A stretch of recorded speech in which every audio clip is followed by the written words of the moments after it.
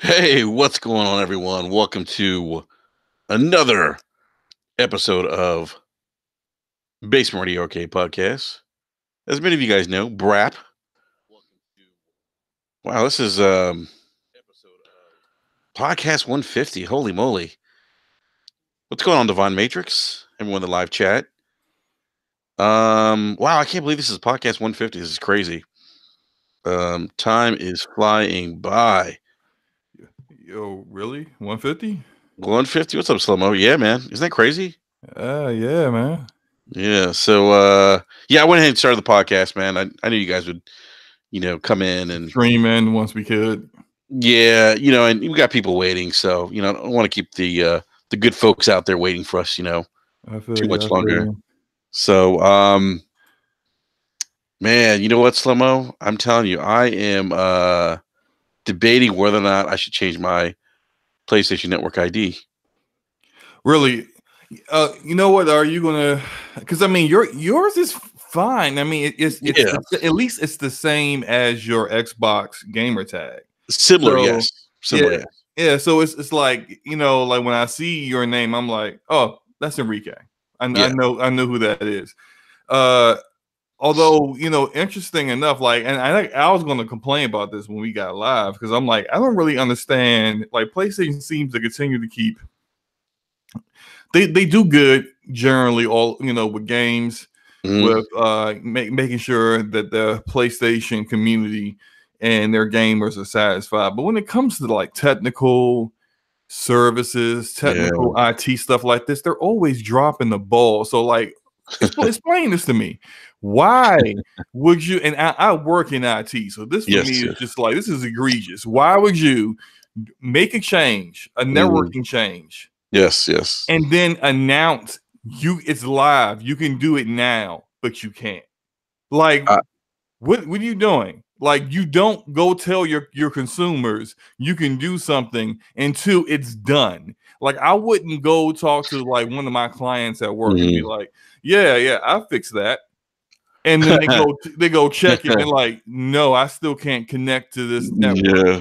Like, that makes me look ridiculous. Like, I'm not going to tell them it's fixed, the issue is resolved until the issue is resolved. So until you actually, I can actually go in on even on the web browser. They had instructions for it, bro.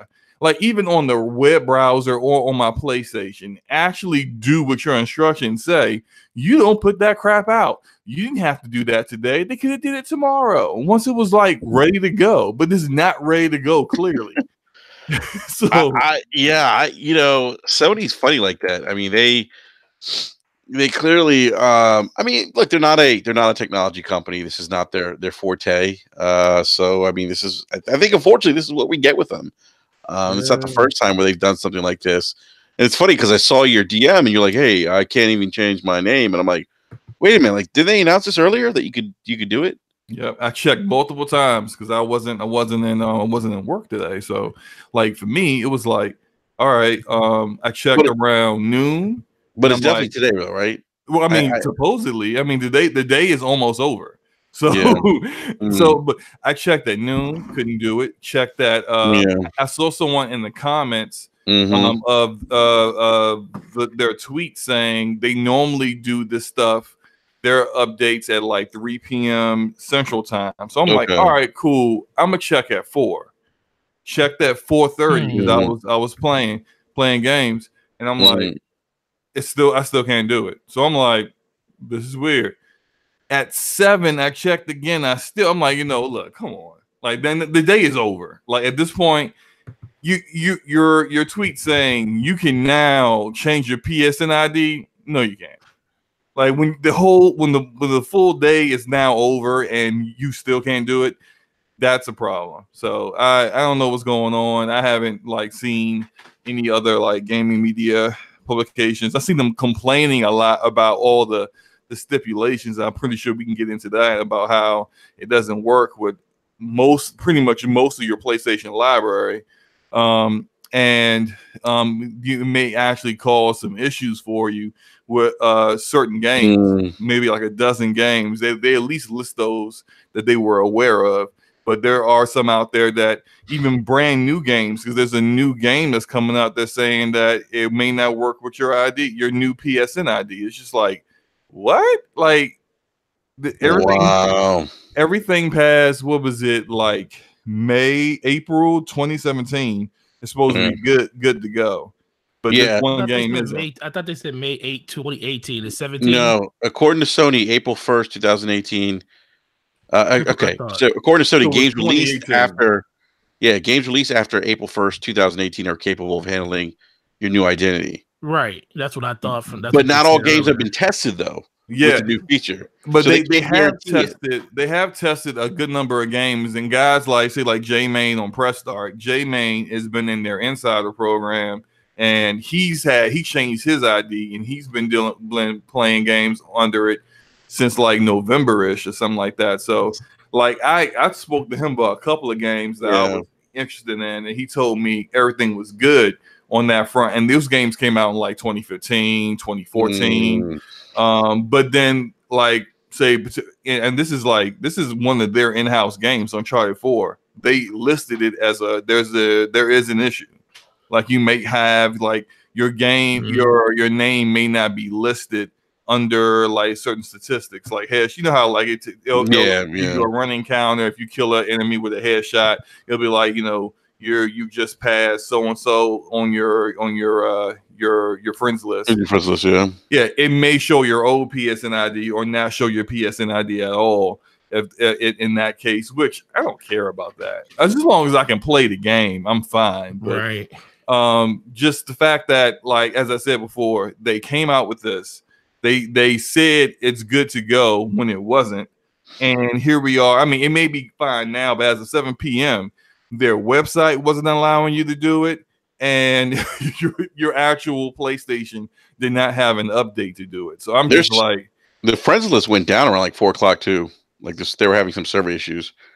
Yeah, so it sounds like they're trying to roll this out, and they're having some problems. I may have missed maybe another PlayStation tweet out there where they have addressed this and said, "Hey, so we tried to do this and we had some issues. You know, we'll keep you informed. You know, if that's the case, cool. But I'm from like that. Say what? I didn't see a tweet like that. Yeah, I haven't either. So like, I mean, until then, this is not how you do IT. Yeah, no, I agree with you 110%, Slomo. And it's interesting because they had the PlayStation. What was it? The show a couple weeks ago, State of Play, and made no mention of this. I mean, I thought it was kind of odd to hear this just kind of drop this morning, and then I was thinking about it, I was like, wait a minute, they made no mention of this. This is odd. Like, why wouldn't they mention this? I don't know. I guess, it's interesting. It doesn't make sense to me, but I'm not making the calls at Sony. So hey, look, making a database where the linchpin of the data of every profile in the database is a PSN ID wasn't the smartest call either. But here we are, and it seems like Sony still can't figure out how this stuff works correctly. I think they need to really invest in that back end kind of work, because it's they're just not there compared to say Steam, Xbox. Only people they seem to be better than with this kind of thing is Nintendo, which should be by default, honestly. So the funny thing is, you would think that by default, Microsoft gave us the first multiplayer broadband network, and you would think they would have learned from them that people might want to change their name at a later date. I mean, I understand that PSN has kind of been around since PS2 in a little bit of a way, but it really didn't go full blow until PS3 came out, which was a year after Xbox 360, which was 4 years or 5 years after Xbox Live launched. So it's like, I just think that they didn't think that people would want to change their names, and that's kind of crazy to think that that is the thing that is really hindering people from accessing games that they then had building in their library for like the last 10 years almost. I'll go a step further, Forte. I don't think they took any they took this thing seriously at all. I think they kind of definitely didn't, because think about all of how they spoke publicly about Xbox Live when Microsoft first brought it out. They dismissed it. They didn't think it was that big a deal.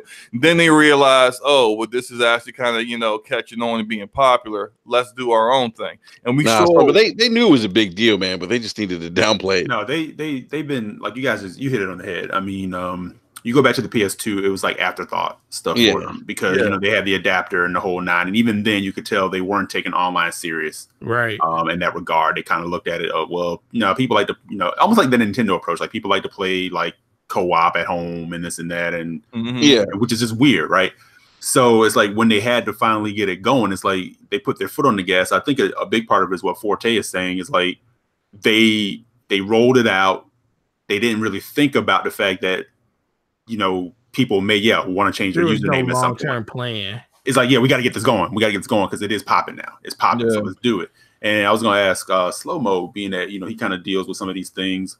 What's your best guess as to why they're having such a hard time with this? Like I've heard people say it's probably something that's tied to like a person's email type thing. So on some back end level, they can't change that without it completely just destroying the PSN.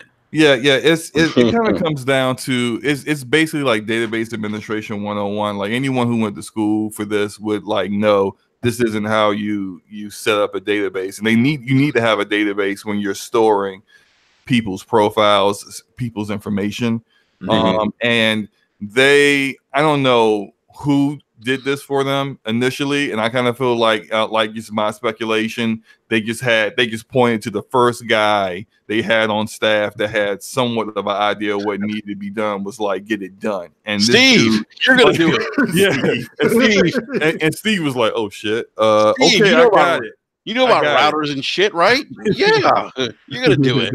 But like this kind of database, what you need to do, and this is and this has been brought up by different people in the community before. I actually seen some guys have made videos about this, but essentially, I'll make it as layman as possible. You have to have a method for your servers to find a profile. And when at this point they have like 90 million people on PSN, you have to be able to find a way to reach a profile. And so in that database, it's looking for a identifier. And Microsoft, say for instance, has a completely unique number that isn't seen anywhere, on your, let's say if you logged into your account, it's not seen anywhere on your account, but it's their method of finding who you are. Whereas PSN, they set it up and they made your public PSN ID. It's private identifier for who that account is. You can't change that, because once you change it, then you're not going to be able to find that person anymore. So the only way to fix this, and they could have fixed this a long time ago, but the only way to fix it is to just make a new profile the correct way and then copy over all the contents from the previous profile to the new one. But at this point, when you're super successful, you've sold all these systems, you've got 90 million people on PSN. The amount of time it's going to take to be able to do that is monumental. I mean, and you could run some scripts that try to speed the process up, but then if the scripts come into an issue where there may be maybe too much data it needs to pull over, it makes an error, you never know what may happen. Someone may then log in and now all of a sudden they can't log into PSN anymore. Oh boy, their account doesn't exist. So there's a lot of trial and error that could happen if they went full bore into it now. But what they should have did 5 years ago was resolve it then, before PSN got this big. And then, and I'm pretty sure back when they first started, probably never thought we're gonna have 90 million people on PSN. I mean, they would love to have that many, but probably didn't think it would be like this. But the way they set it up, it doesn't scale well to larger numbers, and by how they have determined and done things like saying the cutoff point is 2018, and I'm pretty sure PS5 is not going to have any of these issues. It seems like PSN is a number of small sub networks all connected together, and they have decided We're just going to forget about the PS3 stuff. Ain't nobody really playing them games that much anyway. We're just going to focus on the games that people are playing the most, and we'll get our people to get those fixed. And then how people have coded their games and with PSN identifiers necessary in the code of the game, we'll address that when it gets to it. Wow. So it's just, it's just like one simple mistake causes all this big, controversy and issues. And it's just, it could have been done a lot better, but it is what it is. Yeah, interesting. Hey, Ryan Landis in the live chat says, we're going to pull you from shipping today. We need you to build a gaming network. That's great. That's hilarious. That's pretty funny. Like, Steve, you do a great job plunging these toilets. I got a new one for you. Have you ever heard of the internet? Yeah. Remember this thing called Xbox Live? We want to build something like that. But as cheap as possible. Exactly, right. Oh my goodness, that is too funny. Hey, Eric, are you going to change your name? I would like to, man, but I don't know. This ain't the wave. I shouldn't have to feel that way. It should just be like, yeah, I'm good. I'm about to change. It's all good. Not even think about it. But it's like, I don't want to be that dude. It's like, I just know how these things work for me. I'm gonna switch it, and I just won't even exist on PSN anymore. Hey, their blog does link you to a page that lists out all the known issues and all the issues where it's like we know these games you're not gonna have any problems with. We know these games you may have some minor annoyances with, and then like if you own this list of games, you may not want to do this. Like, and it was that list, Slow-Mo, that made me go, you know what? I don't hate my name that much. Right. It's not horrible. I'll stay being Tryhard 86. You know what I'm saying? And for the real talk, the game that I looked for first was Bloodborne. And that's on the list saying that you may not, it may not work if you do it. Yeah, it's an issue game. And I'm like, oh no, I just put too much work trying to get that platinum. They ain't about to mess that up and take that. So is Warframe. So is Uncharted 4. Right. So is there's one more that I own that is on that list, and I can't remember which one it is. But I saw only 3 games on that list, but they were all in the minor annoyance category. So I was like, okay, I can still go for it. So you changed your name? That's what we were talking about before you got on. You couldn't change yours. Can't change it because it's not live yet, and they sent that tweet out like it's ready to go, and it's not. And that's another little thing in IT that you just don't do. You don't, like, if it's not ready to go, it's not even on the. It's not like the option is there and then it's just not working. It's like the option to change it isn't even there yet. So like, why did you send this tweet out today? And here we are. It's set like at the time I last looked, 7 p.m. and it still doesn't work. So it's a bad look all around, man. Yeah, it's a bad look. Good thing I made grown person decisions when I made my name. wait, you not Donkey Punch? No, that's terrible. No, bro, it's terrible in the PS. Nautical everywhere, man. I hope no one has that. He said nautical everywhere. I hope that no one has that as a PlayStation ID. Yeah, I was watching another cast today, and there was a guy that had like said his was like he made it when he was 14, but it was like white boy something. And so he's like, he is white, but he's just like, it kind of makes him feel some kind of way when he's playing like multiplayer games and people are like, hey, white boy. Like, yeah, I need to change this. I'm just getting tired of being called. Hey, my thing is, why can't they implement a system if it's so hard to like change your native ID? Why don't they go the route of how Twitter does it and allows you, and you can search for a person's unique user ID, their @ number, their @ name, and you can still search for them by whatever name they changed it to, and it will still pull up that same person.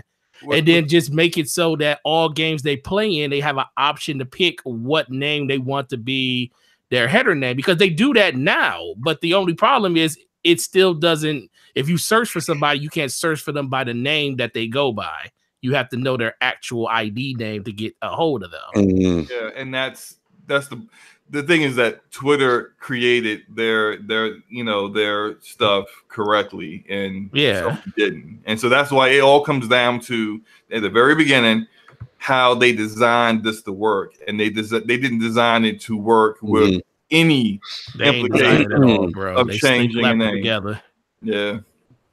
They slapped it together for SOCOM 20 years ago, and here we are. Yeah, it kind of sounds like that's what it sounds like, right? Like they just piecemealed it together. No, they literally told people, they was like, "Hey, we got to get this multiplayer for this SOCOM, this big game that we're doing," and they just gave people emails and passwords and just to log in, and whatever name you picked back then, Donkey Punch 28. Oh boy, Rusty Trombone. Oh no, Dirty Sanchez, 37. Now, the question has been asked, but I mean, the gibberish go getter. Damn, Ryan is savage tonight. Yeah, good grief. PSN built with Bethesda's creation engine. Good grief. Wow, damn, Ryan. That's two shots. Yeah, that's a 2 for 1. It's a shot at Sony and a shot at Bethesda. Yeah, right. Go ahead, E. No, I was just gonna say, like, I mean, of course, the question is always, can it be fixed? But obviously, it's not an easy fix for them, and it sounds like they may have to do like a complete like reset, like somebody's resetting the DCU. Damn, you know, Eric, you know what PSN's like, man. You gonna tell me? I know. Let's go. It's like Paul Pierce. And Xbox Live is Dwayne Wade. And live is like D Wade. Yeah. I mean, the bad thing is now they went through a whole generation with PlayStation 4.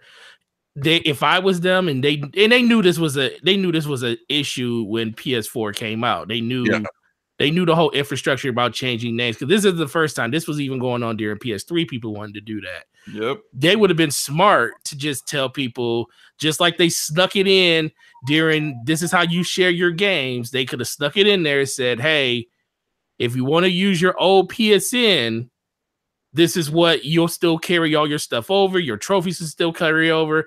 But if you want a new PSN and you want to change a name, then if you change your name, you lose everything from PS3, and this is what it's going to be going forward, PS4 and beyond." I think most people would have been fine with that, because they were already leaving PS3 behind. And there was no backwards compatibility. Anyway. So it wouldn't matter. So they could have just left that as an option, and I think they wouldn't be having this issue right now. But as of right now, people are so attached. And that's the thing, PS3 games, all you're doing is playing them on PlayStation Now anyway. Yeah. Mm-hmm. So it really doesn't matter. It's to your point. It's kind of like when people, they realize they have to address something, but they keep ignoring it, and they're just like, they keep procrastinating, or just trying to, like, as soon as someone brings the topic up, I gotta go. I'm gonna go. I got some things to take care of, and they out. It's just, you're gonna have to man up and deal with this at some point. And they finally did that in 2018. They finally decided to address this, but it's 5 years too late. They should have addressed this a long time ago, and then we wouldn't really be in this position where people are like, I want to change my name, but then like that meme that's going around Twitter now with Thanos from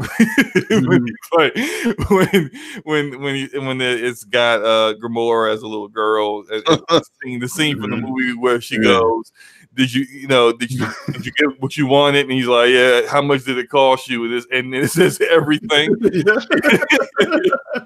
Yeah, I mean, like that's how it was going to be for some people, especially a lot of people who, like, they're all PlayStation. They don't play games on different platforms. So, like, and especially the kind of person that, like, they go back and they like to go play games that came out a couple times. Maybe they want to go through the Uncharted series again. Maybe they want to play The Last of Us Remastered. That's the other one that's on the list. I just remember that. Yeah, The Last of Us Remastered is on the list. So it's like, this could have been avoided, but Yeah. No, maybe they have to do like some kind of like ambassador program, like your crowning achievements, like sit on the dashboard as like this is what you did in the past, but going forward, you know, if you want to be on, if you want to change, if you want to, this is the system we're gonna have. It sucks, but hey, and then throw a few free games at people for it, you know, or something. I don't know. Mm-hmm. I mean, if you're gonna try to future proof and go forward, because this ain't going away. Yeah. You know, you gotta fix it, and it may just be that thing where you're gonna lose some people. Some people gonna be mad. Yeah, but, I just got a tweet replying to one of my messages about this today, saying you're gonna try it. Talking about living dangerously. You should try it. Yeah, that's not the kind of conversation you want to have. But I mean, yeah, right. But the best thing you can do is to try to be still. And this sounds terrible for the fact that there's no information for something that they announce is happening today. Be transparent, you know, and try to figure out a way to, I don't know how to say, like compensate or ease the pain. Like, hey, we totally effed this up. Totally effed this up. Oh my goodness. But to make good, this is what we got to do. And if, you know, yeah. Some people are going, you know, and give it as an option too. If people want to stay with what they got, they're good. If they want to, I really need to like get rid of Rusty Trombone Donkey Puncher. You know, and some people really might want to, because especially now in days where you have people who are, you know, like getting into being streamers and everything else, like they don't want to have those ties to those weird things. You know, they want to bring it across the board. You know, like or if your PSN ID was #1 Backstreet Boy fan, or, #1 Creed fan, you know, like these Creed cringy 90s music, you know, you just want to, hey, look, I'm really embarrassed to even be online. Can we fix this already? Yeah. That's too funny, man. Too funny. What else? I wanted to bring up something that we discussed last week. Randy Pitchford, Slow-Mo's favorite guy. Now, if you guys missed the show last week, there was a conversation regarding you know, how much I guess what was it? How much input Randy Pitchford's had with 2K? Yeah, with 2K and Gears. I'm sorry, not Gears, but Borderlands 3 going to the Epic Store. So, and we talked about this a little more on DM, and so I thought it'd be an interesting conversation. I feel like we need to take this to trial. Oh, bloodbath! Here we come. Because apparently, Forte, from what I understand, you agree with Slow-Mo. If I'm not mistaken. Who believes with that? What? You have agreed with me on multiple parts. What did I agree with you on? You agreed with me that Randy Pitchford was a liar. I didn't. Yeah, I agree with you on that. But did I agree? No, but did I agree that you 100% can prove that he lied in this situation? That's what I don't agree with. When did I say that? Did I say I no? You said no. You even said I said, can you prove 1% of it? And you said, well, no. And I was like, well, then mistrial. Of course. How was it a mistrial? This is my opinion of what his input was. How is that? But but your opinion is flawed, because you can't even 1% you can't even say 1% that he did do it. So what you're saying is that you can't have an opinion on something without having proof that it happened. You can have an opinion about a lot of things, but you can't voice your opinion like it's why can't I voice my opinion? You can't voice your opinion like an absolution unless you know 100, like at least 1% of it could be true. Hey, hold on for just a sec here. I don't think Slow-Mo ever said last week that there was fact. I think he was saying based on. No, he was talking. Like he said, in his opinion, he was actually that he's right. He did say in his opinion. Yeah, he said his opinion. I said, in my opinion, you cannot say somebody is doing something like that unless you have some factual evidence to prove it. I can say whatever I want. Okay. And this is, and I know you, yeah. And this is what Slow says. In my opinion, okay. Huh? And my opinion is that he had some say with who 2K and what Borderlands 3 was going to be on as for the PC platform. Was it going to be Epic or is it going to be on Steam?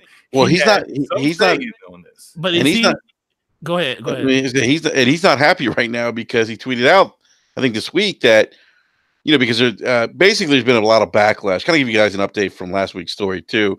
There's been a lot of backlash with Borderlands 3 going to the Epic Store exclusive for 6 months. Basically, what's happened is on Steam, the previous Borderlands games are getting review bombed right now by a lot of the gaming community, members of the gaming community. So he actually kind of spoke out and was like, I forget what he said, Slow-Mo. I don't know if you guys remember. Oh, I have it right here. Hold on. He got the actual legend. He got the words of prior to that. Let's also talk about the fact that he kind of insinuated this was going to happen. Now, bear in mind, with Metro Exodus, that developer found out that their game was going to be published on Epic Store the same time the rest of the gaming community found out. They weren't privy to that information because why would they be? They're just the talent, literally just the talent. Whereas Randy Pitchford insinuated to gamers on Twitter months ago about what's wrong with the Epic Store. I think it's fine. I don't, what if one of our games is on there? Like trying to pretend like he's really having an honest conversation here, but he's gauging how bad the backlash might be because he already knew at that time the decision had been made. That's what people, a CEO of the developer who actually owns the IP would know. He would already know this information before it became public freaking knowledge. Now, after it came out that was on the Epic Store, after Borderlands got all the backlash, well, the first thing he said was, "We're just the talent. That this decision was all 2K. It wasn't us. We're just making the game," which technically is true. But then this is where I guess me and Forte's biggest point of contention is that I'm saying that he's full of shit because he already knew that they were going with Epic, and if the decision was on him, he would have did it anyway. So saying it's all on 2K is technically true, but we're not idiots here. We know who you are, and we know you were going to do this shit anyway. So blaming 2K and then now going on a crusade against all Steam fanboys and dissing Steam every tweet that you send pretty much tells us exactly which side of the fence you sit on. And my big issue with Randy Pitchford is just be real, man. Like, stop faking. Like, this is, if he would have just said straight up, hey, look, we're going to the Epic Store. I'm pretty sure some of you may already know this, but if you don't, like, this as a company, and it's really going to save us a lot of money to do so.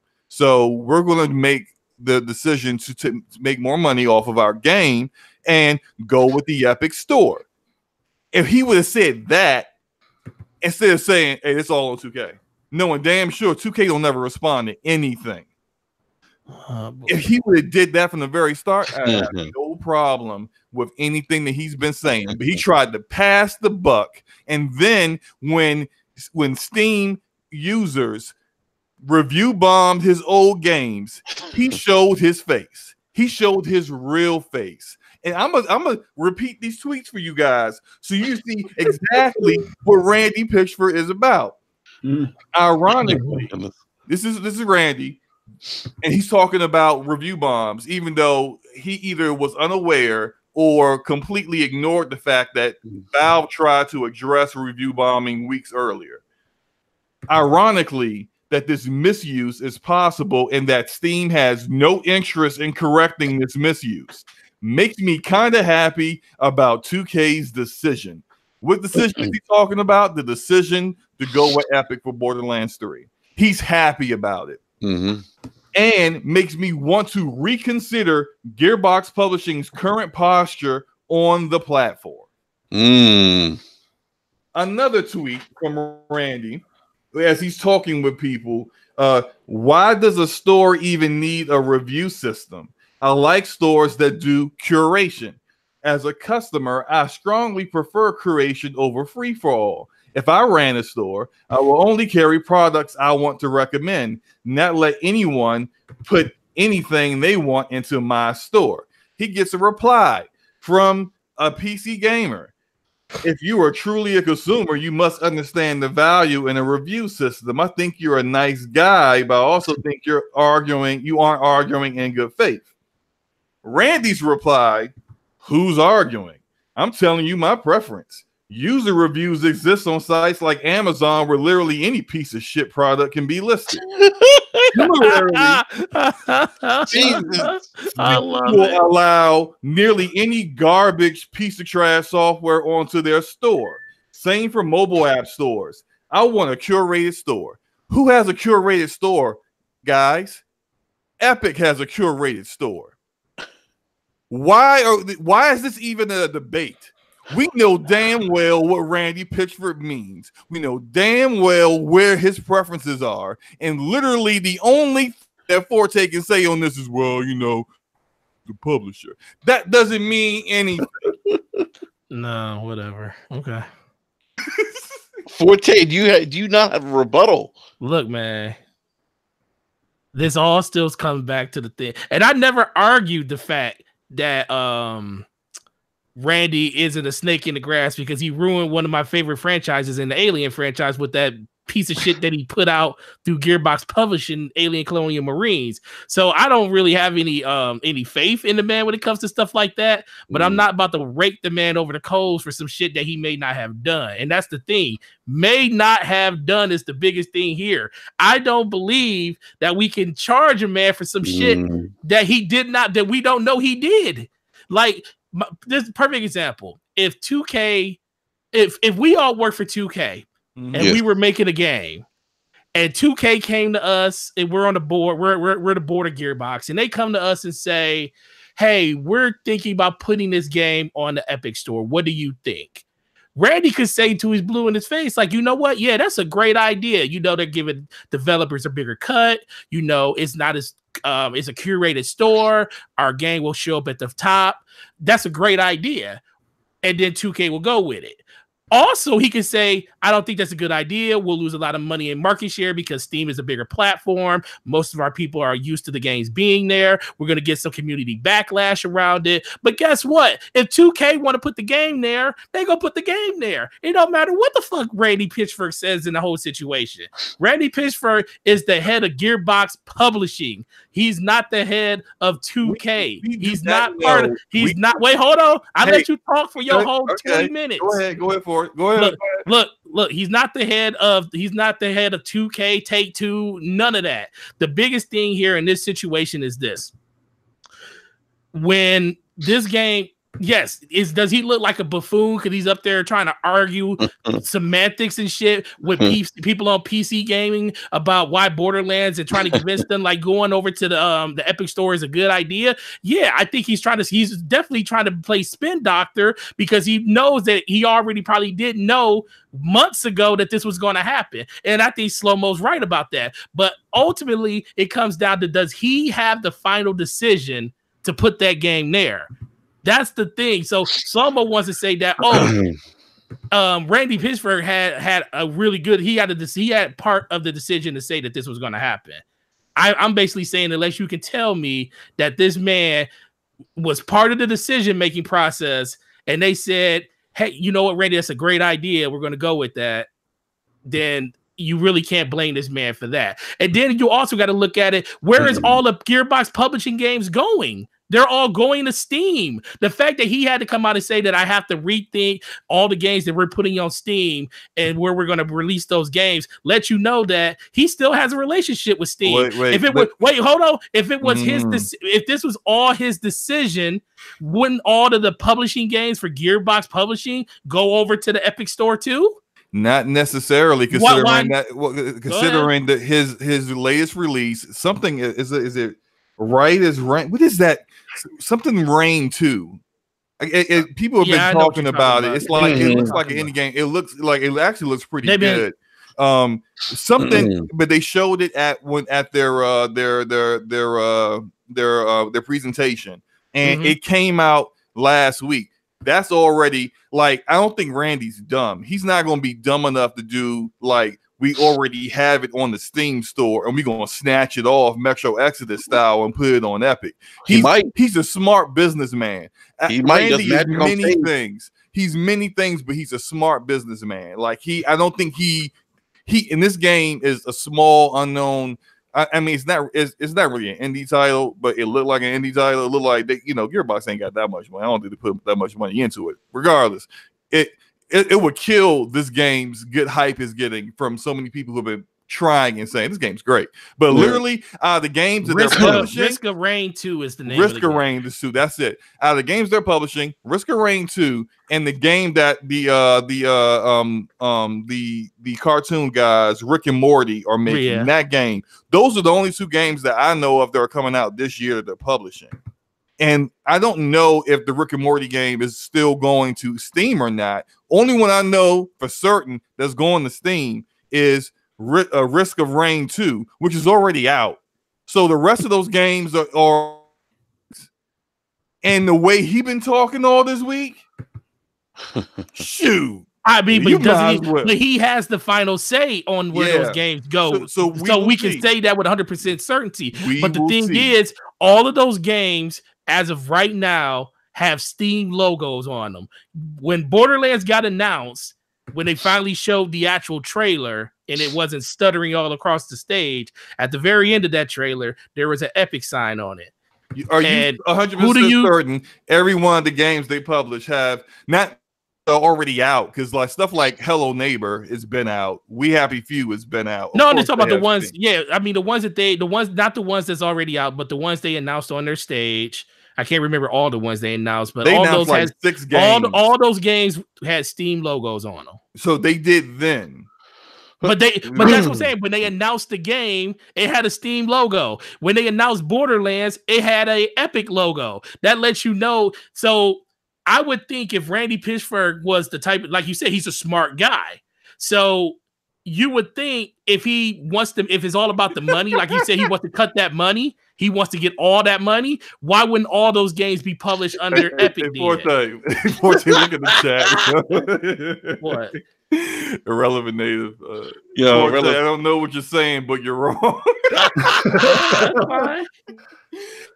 That's fine. I could be wrong. Hey, look, I'm not. This is the thing. I'm not. Am I arguing from? See, this thing. Slow-mo brings a lot of good points. A lot of the stuff Slow-mo says is very, very. You can literally grab onto it and say it. I am just the type of person that believes that you just can't victimize a person just because of past aggressions. I feel. What about current stuff? Currently, the dude hurt my feelings. Slow-mo. The dude hurt my feelings too. My favorite franchise of all time is Alien. I don't have a problem with Randy. I already told you guys this. I don't have a problem with Randy. I just like being right. Exactly. I don't care about Randy. But you're not right. How can you say you're right and you don't know 100%? You don't know 1% that you are right. Look at his Twitter timeline. He's telling you what he prefers. So then why all those? So why aren't all those games from Gearbox Publishing? Why aren't they not Epic games? Why are they not on the Epic Store? Look, they're not. Oh yeah. There's a lot of time before those. I mean, well, shoot. After all the stuff that's been going on with Steam, he probably will pull them from there. But as of right now, when those games were announced, Slow-mo, they were Steam games. Why were they announced as Steam games when they got announced? Because he hadn't got around to changing them to Epic. Oh, so he wait. So basically, just because he ain't get around to changing something, just because the PC community went over there and review bombed his old game, and he feels like people do not. It's a scapegoat for him to do. It might be, but guess what? What happens if that never happened? Having the people just say, "Oh, well, I'll just go over to the Epic Store and play it." It was going to happen regardless. Everything this dude has been talking up the Epic Store well before the Borderlands 3 reveal. Yeah, because he already knew about it. I guarantee you, he knew 7 months ago that this game was going over to PC. And you are absolutely right. He was trying to get ahead of it. He was testing the water to see how people would feel about it. But guess what, Slow-Mo? Just because he says that doesn't mean he had final say on the decision. Just because he had final say. All I said is you say he was a part of the decision. Influence. And clearly, how do you know he has some influence? Now, I don't need to have yes, you do. Facts in this. Yes, you do. Okay, Forte. Okay, shut this whole thing down now. Right now. Look, man, there's people. Right now, it's gonna get shut down now. Let's go ahead. I'm listening. Have you been saying for a couple weeks now? Destiny is going to get rid of PvP. What? Why are we okay? Where is this coming from? This is a completely different conversation. This is. I'm confused by Destiny. Okay, I'm going to explain in a minute. I'm going to explain in a minute. Have you? Okay. Stuff. You answer the question. Can you tell me what this has to pertain? I will once you answer the question. Oh man, you up here dodging now, man. I'm not dodging, man. I got a backslap coming. This coming in slow motion. You don't see it. So look, I'm trying to figure out like where. Hey, order. Let's not talk over each other, people. Let's not do that. Okay, answer Forte. I asked you a question. Have you not been saying that Destiny remove PvP? Well, no, you must be ready to backslap. So you tell me what I said, Slow-Mo. Okay, you've been saying that, right? And now you have no proof that Bungie is absolutely going to do that. Do you? So wait, let me ask you this: Did I actually say they were removing PvP? I have. Did I say that? Did I know? No, Slow-Mo. You can't go from somebody. Say did that you hear the Xbox Live party chat? Slow-Mo. Answer the question. Did you hear me say they were removing it? I know you said it. I've heard. Did I Slow-Mo? Wait, hold on, Brad. He needs to answer that question. Did you hear me say they were removing PvP out of Destiny 2? Or they were going to have it in Destiny 3 going forward? Did you hear me say that? I did not hear you say that. Okay, so where is this conversation going? The sentence is not complete yet. Okay, go ahead. People have heard you say that, and you don't have proof that. I'm not saying. Wait. I'm not saying it's wrong. What I am saying is that you don't have proof that Bungie is going to remove PvP, but that still was your stance. Therefore, you cannot get on me for saying. Who was my stance, bro? Who said this, Slow-Mo? Did you hear me say this? On this without fact, huh? Slow-Mo, did you hear me say this? I didn't hear you say it. Because I know exactly what I said, and I know I didn't say that. People who heard you say it. Okay. Hey guys, let me jump in real quick. I got to dip out, but this is brilliant. Keep it going. I love you guys. I will catch y'all later. Too, man. All right. Like, I'm out. No, I got to dip. I got to go take care of something. But no, I wanted to be here just to hear this debate go back and forth. But I got to dip. All right. I'll catch you guys later. Take it easy. Good night, man. Good night.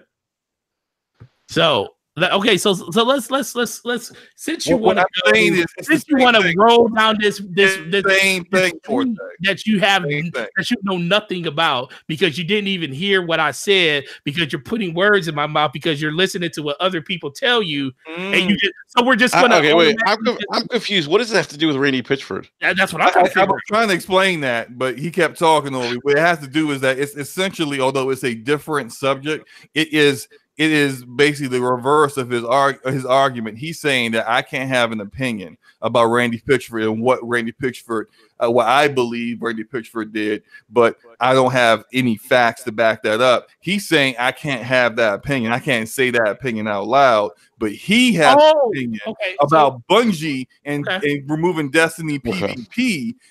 Yet who doesn't have facts that Bungie's going to do that. Although there does seem to be some things like if you're not aware, a couple of people who worked in PvP on Destiny 2 have left the company, and that kind of fueled some of these rumors and some of these opinions that people have about Destiny PvP. Now, I'm not saying Forte can't have that opinion. He can absolutely have that opinion.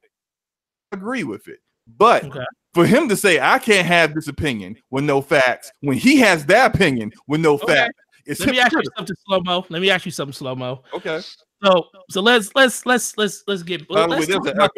about this Destiny thing that you try to hang over my head and backslap me with. Okay, let's talk about that. Okay. So first of all, who makes Borderlands? Let's frame this whole situation. Okay. Who makes Borderlands? Gearbox makes Borderlands. Who's the publisher of that game? 2K. Who has to say so where that game goes? Mostly 2K. Okay, mostly 2K. Who makes Destiny? Bungie. Who publishes Destiny now? Bungie. Who has to say so on stuff that goes and comes out of this game? Bungie. So how is that? That doesn't pertain to. So you just told me. So the biggest difference is Bungie has complete control of what happens in Destiny. The things that happen in this game, when they start when they don't have substantial updates around PvP, and they don't have they take things out of the game, and people leave the game, and people that usually have Twitter handles that talk about their Crucible design leads and stuff like that, when they start changing stuff like that, it gives you an idea that Bungie is thinking about moving in a different direction with the actual game. Does it not? Bruh. No, just answer the question. Does it not? Facts?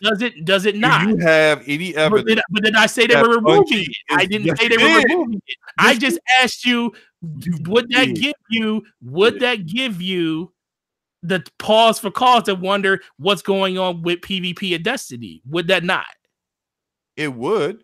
Okay. And so okay. So it's wrong of you to have that opinion. I'm not. No, it's not. Let me ask you this. What I'm saying is that that's no different than me having my opinion about Randy. No, it's not, because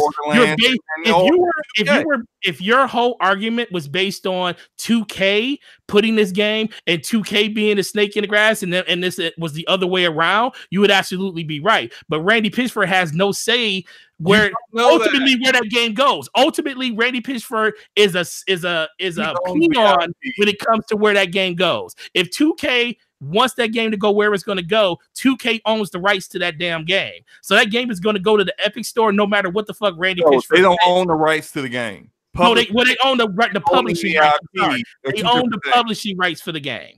They don't own the publishing rights. They're licensing that right now. So if they're licensing it right now, they own the publishing rights for the game, right? That's not ownership. But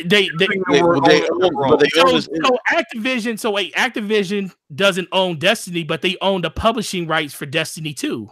That's why they still have to follow a release schedule. That's what I'm saying. The difference is you said own Borderlands, and like they don't own it. I spoke about that, but that's why I said the publishing. They own the publishing rights for Borderlands 2 at least, not 2, 3. Sorry, 3. They own the publishing rights for 3, right, Slow-Mo? For now, yeah. For now. It ain't no for now. They own the publishing rights for that game. That's why that game is where it's going to go. It is. Look. I say for now because all the remasters that Gearbox has done for Borderlands, those were published by Gearbox. Mm-hmm. Right, so, the remasters were. I'm just talking about. Yeah, I mean, of course, the publishing rights will run out sooner or later. But as of right now, the game. Go ahead. The game. Borderlands 3, the one we're going to play on September 13th, 2019, is published by Take-Two Interactive. Exactly. What does that have to do with me saying Randy, some say, in the decision to go with Epic? The fact that you can't say that because he doesn't have ultimate say, any say where that goes. Because he doesn't. He's not on the board. He's not on the board of 2K. Okay, can you look at the bio right now and it say that Randy Pitchford is on the board of directors for 2K? What you are saying is that I can't have this opinion because there is some information that may counter that opinion.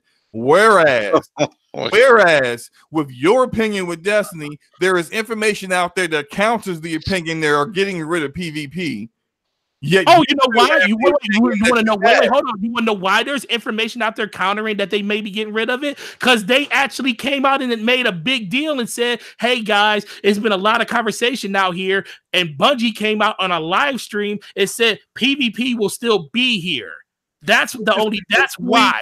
Opposite of what Randy Pitchford has been doing, because he's going out there and talking trash about Steam. So is Randy Pitchford is he wrong about saying, hey, 2K is being published by Borderlands 2 is being published by Gearbox? Any issues with that directed to 2K? Is he wrong for saying that? He's wrong for saying it when he doesn't. No. He's wrong. Don't try to catch. Is he yes or no? Is he just wrong? I just answered your question. All right, gentlemen. Wrong for saying it. Gentlemen, we're gonna disagree on this. We're gonna have to disagree. Ultimately, Randy Pitchford, he's a snake. We all know that.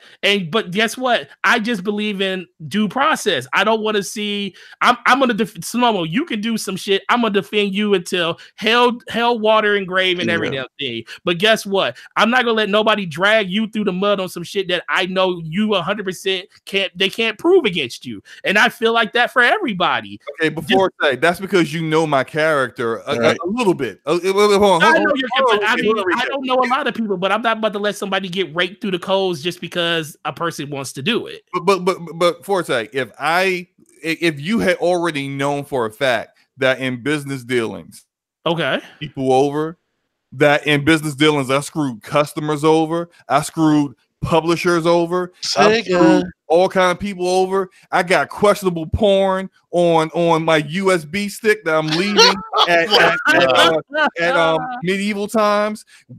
And on the same USB stick is confidential information for Sony, Microsoft, and my company and my publisher, and my porn is right there, right beside it in a different folder. If I was that kind of person, would you still be defending my character? Seriously? The silence rests the case. Where's my gavel at? All right, guys. Well, we're gonna move on from this topic. But that was a very spirited debate. Born Distracted says Magic Johnson was a great team president. and then he ran away. Well, blame LeBron. Everything is LeBron. Oh my God, we're gonna blame LeBron. I don't like LeBron like that, and I can't blame him for this crap. I don't think it was LeBron. Here we go. LeBron is a team president, general manager, and head coach. He might be. You absolutely right. Everywhere he goes, get fired. This is what I'll give you on that. I think Magic Johnson finally came to the point that he believes what most people believe now. He thought he was bigger than LeBron James, but he found out LeBron James is bigger than him. That is very true. Well, I also don't. I don't know. I don't think it was all. I don't think it was all LeBron. But I don't want to get into the whole Magic Lakers thing because that's that was fun. That man just bounced. He's like, I want to be Magic. I want to be Magic Johnson. He said, I was Irvin for the last 2 years. I want to be Magic. Yeah, I couldn't be Magic. Yeah. I want to go to Hawaii in the middle of an NBA season and drink pina coladas while the team is suffering while I'm out on this vacation.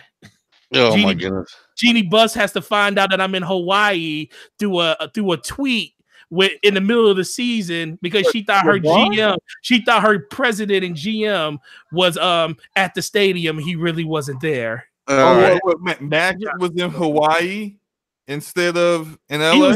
He was in the middle. Like Jeannie Buss found out this dude was on vacation in Hawaii, and she thought he was at the Lakers facility. Doing what Laker people do when it comes to being a GM of the team. Bruh, I'm gonna say something, and I don't. I hope no one starts asking me questions on how I know this. But look, guys like Magic, who real cool with guys like Michael Jordan, this is how they run. They were generational talents on the court. They don't really know how to run things from. They don't know how to reach that level of achievement from an executive position. Michael Jordan used to do the same crap. Michael Jordan used to try to run the Washington Wizards from the golf course, put no work in. No work. Just call in once a day. How everything going? Y'all good? Okay, all right, I'm out.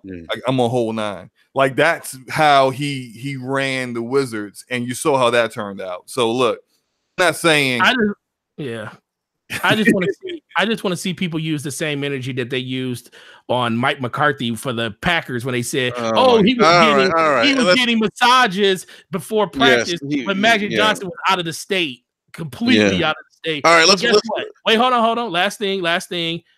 Slow-mo's absolutely right because Skip Bayless, if you ain't watch Undisputed, the man, him and Skip and Shannon, they always talk about it, but he always said it. He always said, the bigger the superstar, the worse they are evaluating talent, and this speaks to that wholeheartedly. I think you can point to Michael Jordan's tenure in DC. We drafted Kwame Brown, number 1. How did that go for y'all? Not very well. Not very well at all, especially after he completely emasculated the poor boy. He did. He drafted him from the ringer. Told him he sucked. Oh man. All right, let's get back to video games, guys. So one of Slow-Mo's favorite games, Sea of Thieves. This is a lie. Lies. Go ahead. I'm sorry. Lies. All right. So they, they're going to release a year anniversary update, and apparently that update's going to have a single player campaign. Story-driven. Huh? No, I said, say what? A single player campaign in a game that's a year old? Yeah. It's going to have this like narrative in it. And I think if you're somebody who plays Sea of Thieves, this is probably great. But a year after the release, and this is my frustration with Microsoft, and my frustration with this game. Like the game released, remember how the stuff with the Kraken is lacking. Remember? So you only have and I think we've discussed this, guys. Like you only have one shot to impress, I think, in video games, right? Because there's so much content out there, so much great, there's tons of great video games that are out right now. And I know we talked about this with Anthem. Like you have one shot to impress, and I feel like this is one. Like my frustrations with Microsoft has been, I feel like they've kind of mishandled Rare since the latter part of the 360 when they had them focusing on Connect stuff. And now they have them working on Sea of Thieves, and I guess I know Sea of Thieves has gotten better, blah blah blah. But here we are a year later, and we're gonna get what this game, I think, in my opinion, should have had from the get go. I don't feel like I just kind of scratched my head thinking, well, why are you guys doing this now? Like, I'm not gonna go back to Sea of Thieves because there's other content I want to play now. I'm playing Sekiro right now. That's gonna take up a lot of my time. But let me ask you guys something. I mean, is anyone interested in going back to this game? I never went to it. Okay, well, 14 no. 8 hours at least. That's all I put into it. So you never played it, Forte? I played 8 hours of it. And that was it. And that's the same amount of hours I played. The day it came out, I played 8 hours with some random people. It was fun. Don't get me wrong. I enjoyed the 8 hours I put into it that night. But I was like, there's nothing here in this game. Once I turned it off, I was like, oh, got my feel, done. I never enjoyed that game. Not 1 second of it. The only reason I played 8 hours, the first time I played it for 2 hours with a couple of buddies, some long time friends of mine, and I played a couple hours with them, and I was really bored. I think they enjoyed it more than I did. They enjoyed the sailing. The water is amazing. I will say that. Oh, it's some good water. Yeah, the best water I ever seen in the video game. And I think they enjoyed the whole real-time sailing aspect to it, and the teamwork that you need to get your ship going, in a direction and whatnot. I was bored to death. The only reason why I did 6 more hours in the game is because later on, after we were done playing and in PMs, they were like, "How you?" I said, "I hate it." And then my boy was like, "Man, I paid full price for it." I was like, "Oh man, you did?" Because I thought I explained to them, we game passing this, right? And everybody was like, "Yeah." And this dude buys the game. Oh shit! So I felt bad, and I played 6 more hours with him. but otherwise, I couldn't stand it. Now, granted, the fact that they've been adding, they've added like some kind of PvP. They're having an arena thing. Arena mode. They have added all this other content over the past year, and then now they're doing a campaign. I really wish, like, if they're coming out with a campaign this year, honestly, seriously, like, they should have just not released this game when they did. If they would have waited 1 year, and just waited one more year to release this game, yeah, it would have been a big old dud. But this game could have been really something if it was a game. Like, people didn't say the game was buggy, like State of Decay 2. People say they were bored because there was nothing to do. And so if you had all this stuff at launch, this would have been a game that would have had a way better Metacritic score than 60 or 59 or whatever it is. It could have been a game, but here we are. And like, I say it all the time about how the Division 1 really came back, and I enjoyed the heck out of it. Put so many hours in it, and I say to them, blue in the face, that the stuff that people say that the Division 2 has over Division, that stuff was in Division 1. It just wasn't there at launch when you tried it. But you know what? It doesn't matter. You can't get people to come back and try a game that disappointed them. You just can't. Yeah, I mean, and so the quest line is called Tall Tales. Tall Tales. Yeah. So like the game was supposed to have all this stuff, so it was a tall tale. I got you. Wow. Wow. Okay. Well, look, man. Before you get into all that, I wanna stress a trend that I don't want to see happening going forward. There are some companies out there that are they can be influenced by other companies if stuff happens to be really like perceived well by the community. And just because a game comes out and people shit on it throughout the years, like Sea of Thieves, it says that the game's trash. It's all about engagement. There's still people, there's big streamers that go out there and stream this game to 150,000 people every time they do it. And they enjoy the game. There's people in our community that are pirate legends that love this game and will go back and play every little thing that's in it. There will be some people that are in the comment section right now in the chat that will go play this game. They may not tell you they're going to do it, but they will. I'm going to urge everybody right now, if this is true and this does come out, don't support it. Please don't support this, because the last thing we need is other companies like Sony, like they did with Xbox Live, when they saw that they were fighting it for the longest. And guess what? They saw that it was a very beneficial thing to Microsoft, and they saw that Microsoft could get away with it, and people were willing to deal with it. And guess what? That's how y'all ended up paying for PlayStation Plus on PS4. Don't allow something like this to continue to keep happening with these Game Pass games. Microsoft fix them and give them full-fledged releases a year and a half, 2 years after release, because then you're going to start seeing this happen from other people. And I just don't want to see that happening in gaming, especially with this whole narrative around streaming and games as a service. I just don't want to support that, and I will not. Even if this is one of the best single players they could put in a pirate game, I won't play it because it wasn't there day one. And I'm not about to support a person making a game and saying that it's ready in a AAA game a year and a half after it release. You're not in early access. That to me is just something that I don't want to support. And please don't support something like this, because other people will start seeing it's working, and it will be a trend that we will see going forward. Okay, that's an interesting take. You went a different direction than I thought you were going with that. That's interesting. I will say, but my counter to that, I don't necessarily disagree with you that it does set like a kind of like a bad example, and it could make a company feel like, hey, this worked out, so we could go ahead and go forward and maybe do that again. But then I also see examples of, like, take Ubisoft for example. They were releasing their games like this, and then look at Division 2. Look at Assassin's Creed Odyssey. Like, they have learned This isn't like, you're not going to get people back.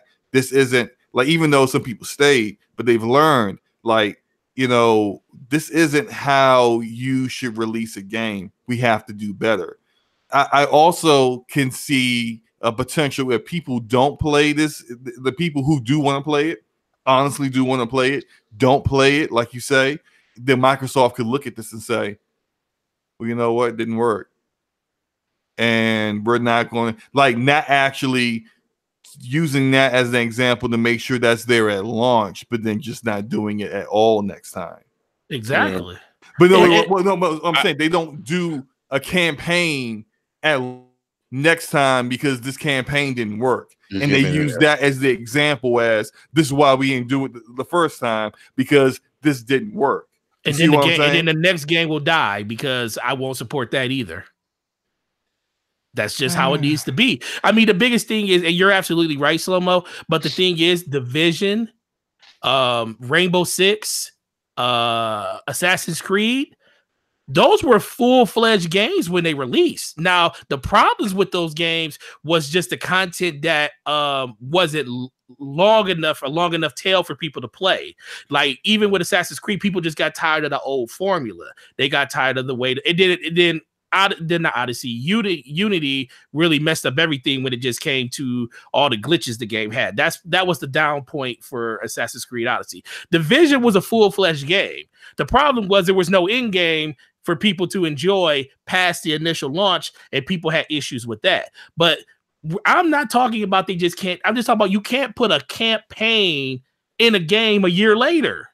That's like something that should have been there day one. I can understand patches and like you never heard me talk about any of the other DLCs. They released a lot of different DLCs like updates and arenas.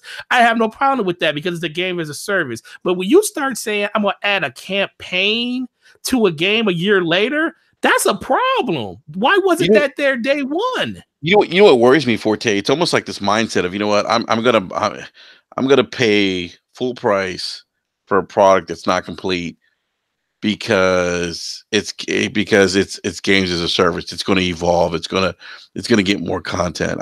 That's the kind of stuff that scares me, because you're right. It's like, what message are you guys sending developers then, that it's okay to release games that aren't complete? That aren't complete. But I understand what both of you guys are saying. I believe there are publishers who are going to take the forte fears, like EA and Anthem and BioWare. EA signed off on Anthem the way it was. They knew it wasn't ready. And they said in that article just Schreier wrote, he said EA told them, hey, look, if the Metacritic's in the 70s, it's fine. You fix the game on the back end. They knew exactly what it was. Now, that's not cool, and we shouldn't be supporting that. But then there are publishers who learn from it and say, you know what? Because people supported the game after the fact, and we knew the mistakes we made, we're going to make sure the sequel's better. But they probably wouldn't have done all that if the game just got dropped completely.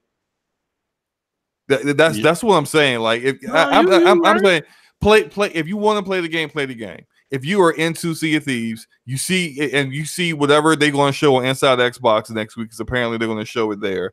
And if it intrigues you, you want to reinstall the game and give it a shot, more power to you. Go ahead. That ain't gonna be me, because regardless, I'm not into pirate boat crap.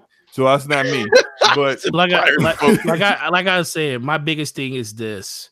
Like, Slum, I'm gonna ask you this: what in a game as a service, a game that released, what is acceptable for them to release a year out from a game being out? What is acceptable for you? I would say an additional expansion. Like, for example, like it could be campaign based, but you didn't also, like you said, you need to have a campaign to start from. So I don't really like the fact that they're adding a campaign now.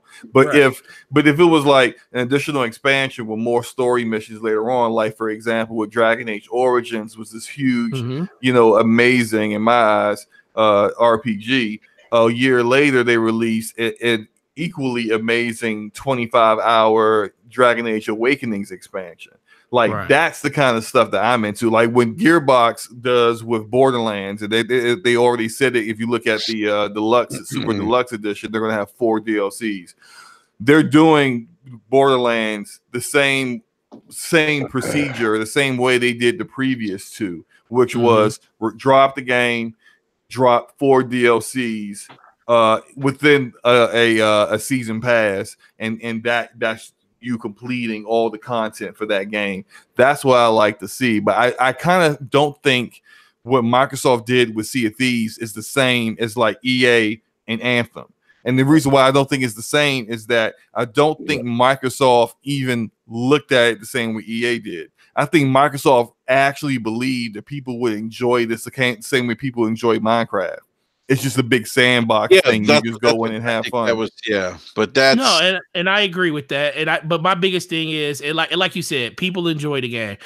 I'm not telling. I mean, okay, so I'll after listening to what you said, I'll backtrack a little bit on just the fact that if you enjoy the game, play the game. But I just don't want to see a situation where we're going to learn about a pirate. We're going to learn about being a pirate legend in a game a year later after we already made it the pirate legend. I just don't.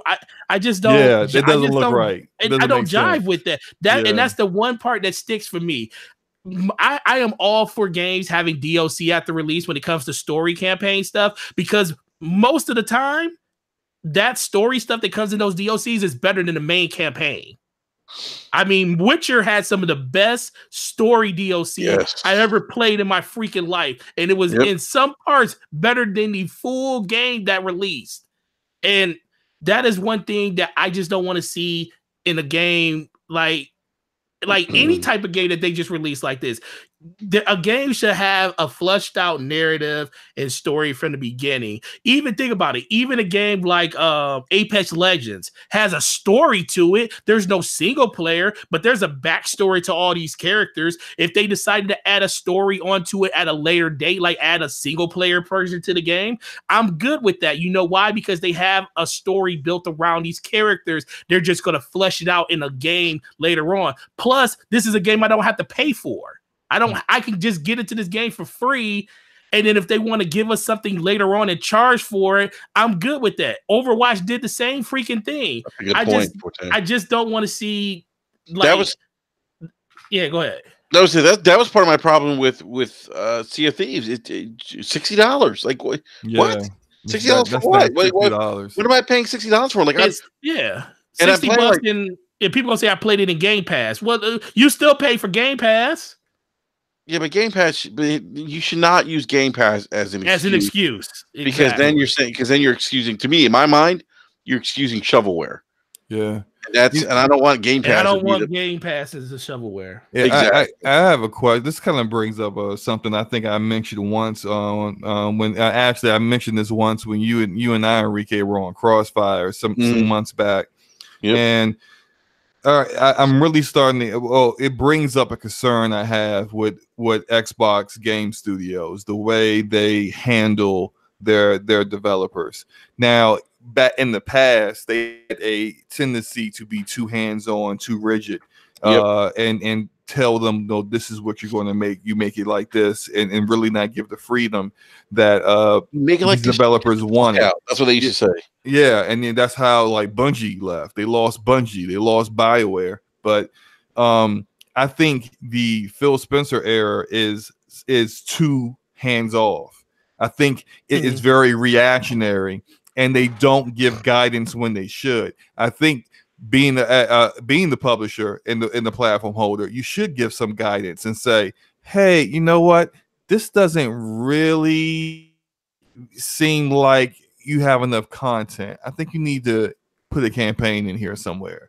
Like someone need to ask that, give that kind of feedback like 3 years ago. But then Rare actually did want to make this game, from my understanding. Like and that's just it. That's what I'm saying. They give like people. There are like Sony fanboys who'll say, "Oh, Microsoft lying. They don't giving their developers creative freedom." But I'm gonna say we have evidence that they are doing exactly that with Sea of Thieves. That's all creative freedom. That looks like something like some guy just came up with, hey, well, we just, well, we just got I'm actually I'm talking like I'm high. Well, we just made a pirate game. And it's just like you don't do nothing, man. You just sailing, man. And the water's just beautiful. Yeah, let's make that game like that. Okay, you got an idea. Let's revise this. Let's refine this a little bit, just a little bit, because what you got right there ain't enough, right? Like, Sony Santa Monica showed Sony their God of War, and Sony said, "Yeah, that's not good enough. Try again." And then we got God of War. We got the God of War we got, yeah. Sometimes you have to be a little firm. It's like being a parent. It's like you want to be the cool balanced. Parent. It's got to be balanced. You have to be balanced. And right now, I'm concerned. I don't see the balance with Microsoft right now. Oh man, I think that's. We'll see, man. I mean, we're going to see the balance, or we're going to see, where they're at with Gears 5, which comes out, I think, all this year. Oh, like October? They haven't given a date yet, have they? Yeah, they did. September, I thought, right? No, I thought it was. Let me. I'll check. I thought they gave a date of October. Yeah, I guess for me, like, I don't want to get in a situation where we're paying $60 for games that don't on the premise of, oh well, it can get better. Like that's not a good value proposition for anyone, I think. And I don't want to see that. I really don't. I think I always go to Warframe. I think Warframe did it right. I think Warframe is like the like they're spot on with their approach to that game. We think of games as a service. It's free to play, but you can spend money to upgrade, or you can kind of grind it out. I think for certain items and stuff. So. There's no. They haven't given an official release date yet. They probably will either do it at this Inside Xbox or E3, but the previous Gears of War 4 came out October 11th. So I mean, there's kind of a precedent already of them releasing Gears in October. You bringing up Warframe kind of reminded me of something that I kind of, even though I'm not playing it currently right now because I just got too many other games to play, but I'm still keeping up with everything that's going on with the developer Digital Extremes. And they came out, one of their creative director is a great guy. They call him DE Steve. But Steve came out with a statement recently that really kind of like his honesty. I love his honesty about the game. He's very honest about things like opposite of Randy Pitchford. Yeah, very, very opposite of Randy, right? But he honestly come out and say, look, we need to overhaul the graphics engine. Our visuals are we've improved over time, but it's dated compared to our other competing games out on the market. But he recently came out and basically said, in no uncertain terms, their new DLC they're trying to drop, Railjack, is boring. Yeah. He thinks it's like the space battle stuff. It's boring, and that's not what they're looking for. They want to kind of get like they want to try to pull like an anime feel into it now. They want to give you something like Robotech. That's what he mentioned, and I love that honesty, because I'm like I felt it like. I can see from what Railjack, they showed the Railjack at the last TennoCon. I'm like, that looks amazing. No one out there is doing that now, but I can see like it'd be very boring after a week. And so his like I could never see any other developer talking about content that they're working on and saying, yeah, it's boring right now. Right? This DLC is garbage. Exactly, it's garbage right now. That's why we're not releasing it. We're gonna make it better though. Think anime, right? Like we like him talking about how like they may decide to start like reworking things with the skills, and they and what they want you to what they want it to remind you of, like action in anime. And I'm like, that's so dope to me. That is that they know they need to be different, and they found something that's cool that's not currently being done, and that's how they're going to be different. I'm like, I'm all in on that. But it's just, I'm sorry, I know that's a complete off-topic tangent, but you bringing up Warframe just kind of brought that to mind. So. Well, because I feel like Warframe's like they kind of got that formula down right. It's not a situation where you're paying $60 in the hopes of a game getting better, and I feel like people are getting kind of stuck in that trap, and I don't want to see that. I have, EA concerns me. And number one, we talked about Jason Schreier earlier, and now he's recently kind of expanded on his the article that he released last week with some of the issues that Anthem had, and they're talking about Dragon Age 4 thing, Dragon Age 4, and how there's supposed to be some kind of like live component to that. Anthem with dragons. Yeah, Anthem with dragons. Although some people say no, it's not. Some people certainly in BioWare say no, it's not true. But yeah, but still, I mean, like I don't want to see people pay $60 for games when they're not in the hopes of it's going to get better. Like what? Like that's just nonsense, But did you read Mike Laidlaw's original vision for the game? Yes. Look, I mean, shout out to the Ash and Luca. But me and her were talking about this, and it's what excited Luca about the next Dragon Age game, like the setting, what they were planning to do, all that stuff. And then, like when I talked to her, that said, yeah, like that's gone now. They canceled that. Mike Laidlaw is not with the company anymore. They're doing something different.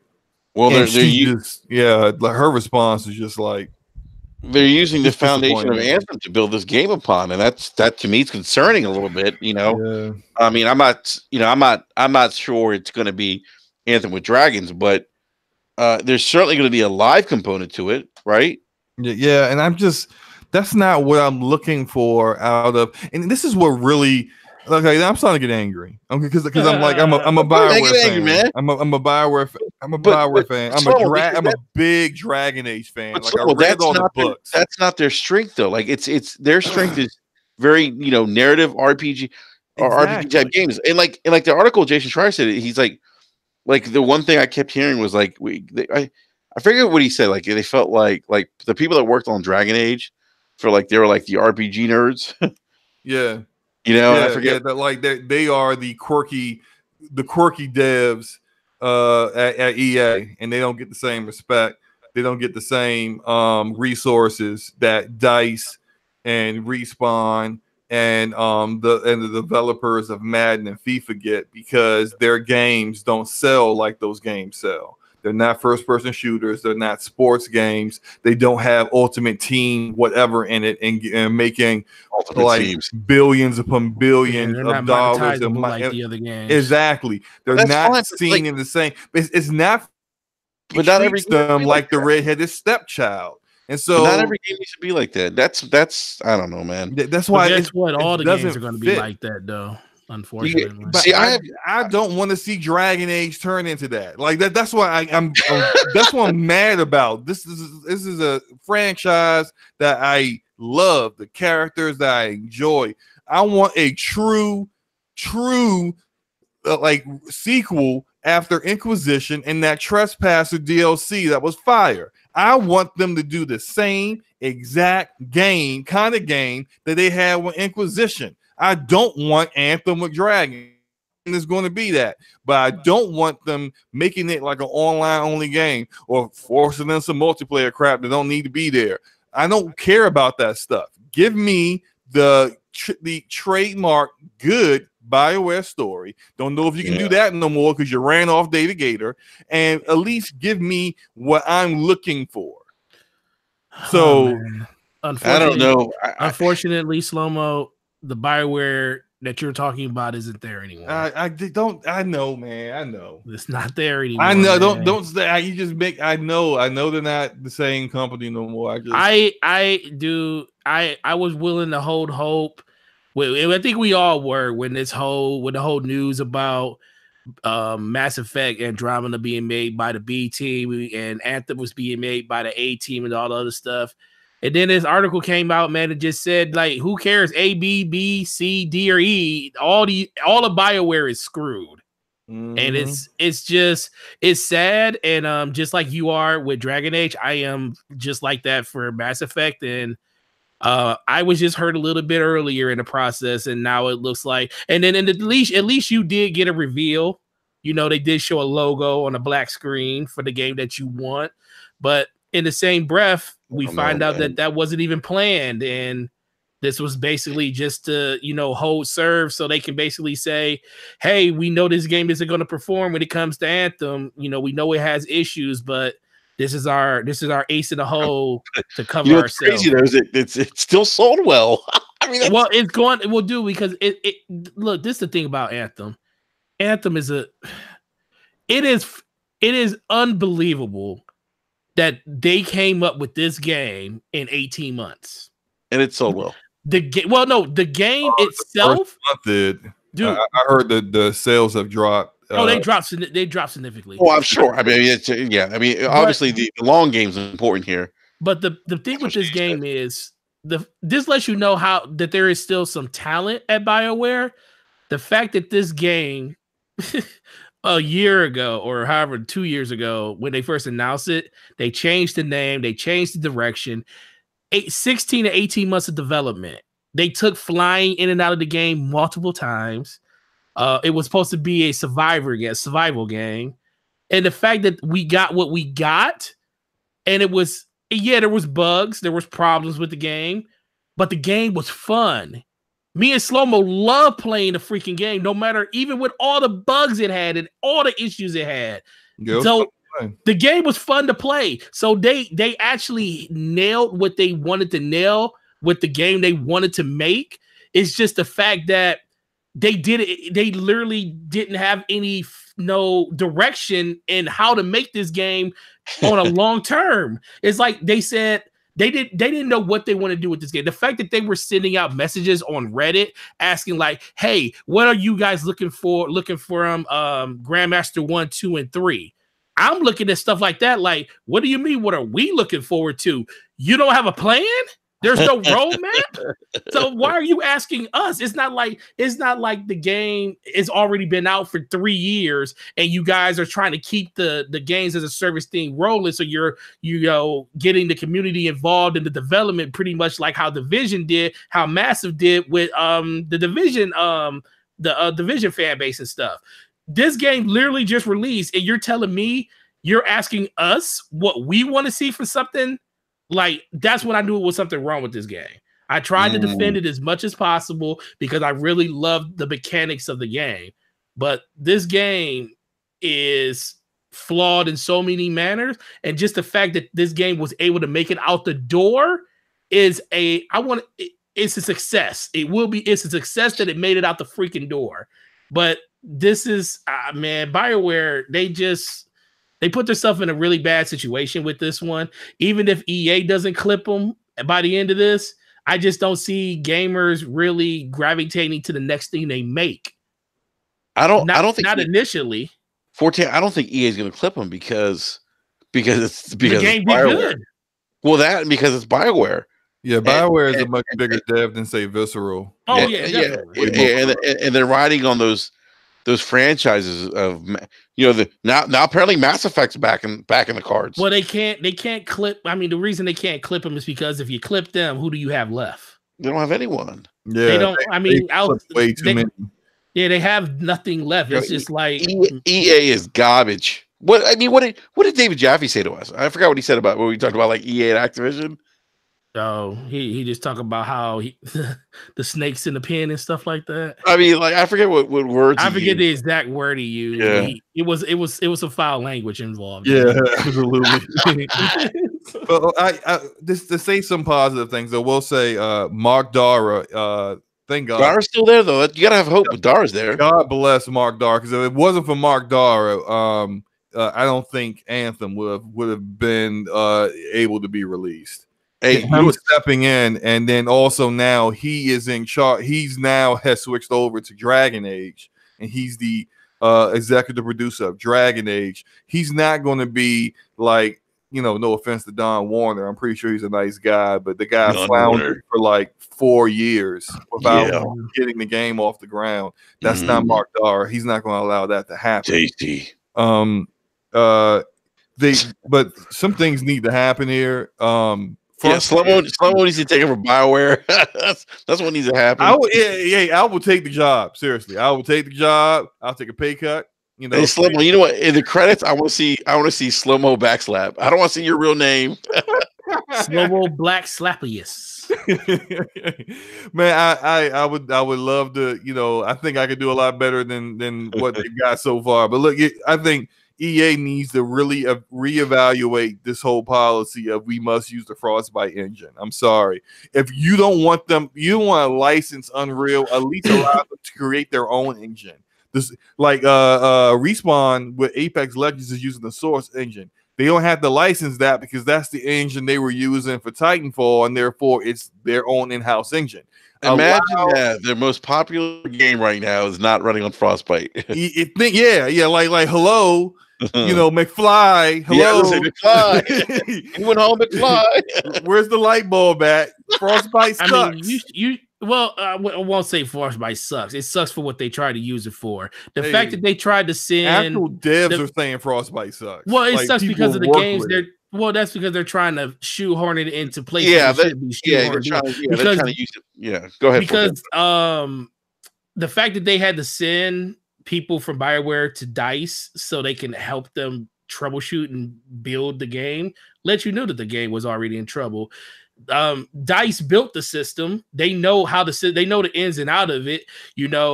Battlefield has always, ever since Battlefield 4 has been on the Frostbite engine. Been buggy as shit. Yeah, exactly. It has been buggy, but guess what? Everybody will go back to Battlefield 4, even with all the bugs that game had. It will still say it's still the best Battlefield game. Well, none of us are programmers. I'm not a programmer, but when I see multiple times different sources saying that the biggest issue with Frostbite isn't the fact that the tools available to do some of the things they wanted to do that aren't a first-person shooter weren't there. Of course, you're gonna have to build those tools like they did with Inquisition, like they did with and not successfully with Andromeda, and eventually had to do with Anthem. They are moving the tools that they've created and pulling all that stuff together for Dragon Age 4, which is a decision that the previous general manager should have made before Casey Hudson took over. But regardless of that, the biggest issue with Frostbite is that it is so difficult to troubleshoot. So many people in the article were saying with other engines, not saying Unreal, just any old other engine, like some of the most minor stuff to correct. When people say, hey, your latest patch had this bug, like that stuff takes weeks to fix with Frostbite. The most minor things that should be a minor edit here or there takes forever. And like that to me is a crappy piece of trash engine. DICE might like it, for what they do, but if you're the only person that likes it and no one else like it, you kind of in the corner by yourself with your opinion. Yeah, you're right. Well, what was it about Frostbite? Because I remember Frostbite being exclusive to like you guys said, like Battlefield, and then I was like, and I remember like they're like, oh, Frostbite's going to be on Madden, and I'm like, really? Like, why is Madden using Frostbite? What's the big hoopla about Frostbite? It's an executive decision to save money.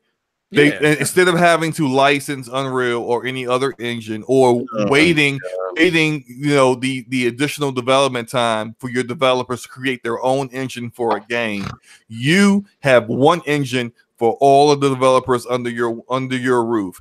And they look at Epic and said, ooh, Epic is out there. They got an Unreal Engine. They license that thing out to other people. Or they try to get Origin Cloud off the ground, and they're trying to get developers to jump on it with this whole, hey, you can use Frostbite for free. Don't nobody want that trash for free. You can keep that. Like they're trying to be what Epic is doing with Unreal, but it isn't working because the very foundation of Frostbite it was proprietary software and tools designed specifically for first-person shooters and specifically for how Battlefield was supposed to be made. And when given to developers, EA did not facilitate the same level of customer service that Epic has with Unreal. If you're licensing Unreal, Epic is like, because this is their stuff. They don't want it looking bad. And then it come out and people are like, ugh, what is this? What's that running on? That's running on Unreal. Epic ain't trying to have that bad publicity. You got some issues with the game. They're there to help you. Huge difference with EA, as we saw, where BioWare has problems here, and they basically in a waiting queue to talk to and talk to the DICE to get those issues resolved. And even worse, because they're low on the totem pole and priority, their best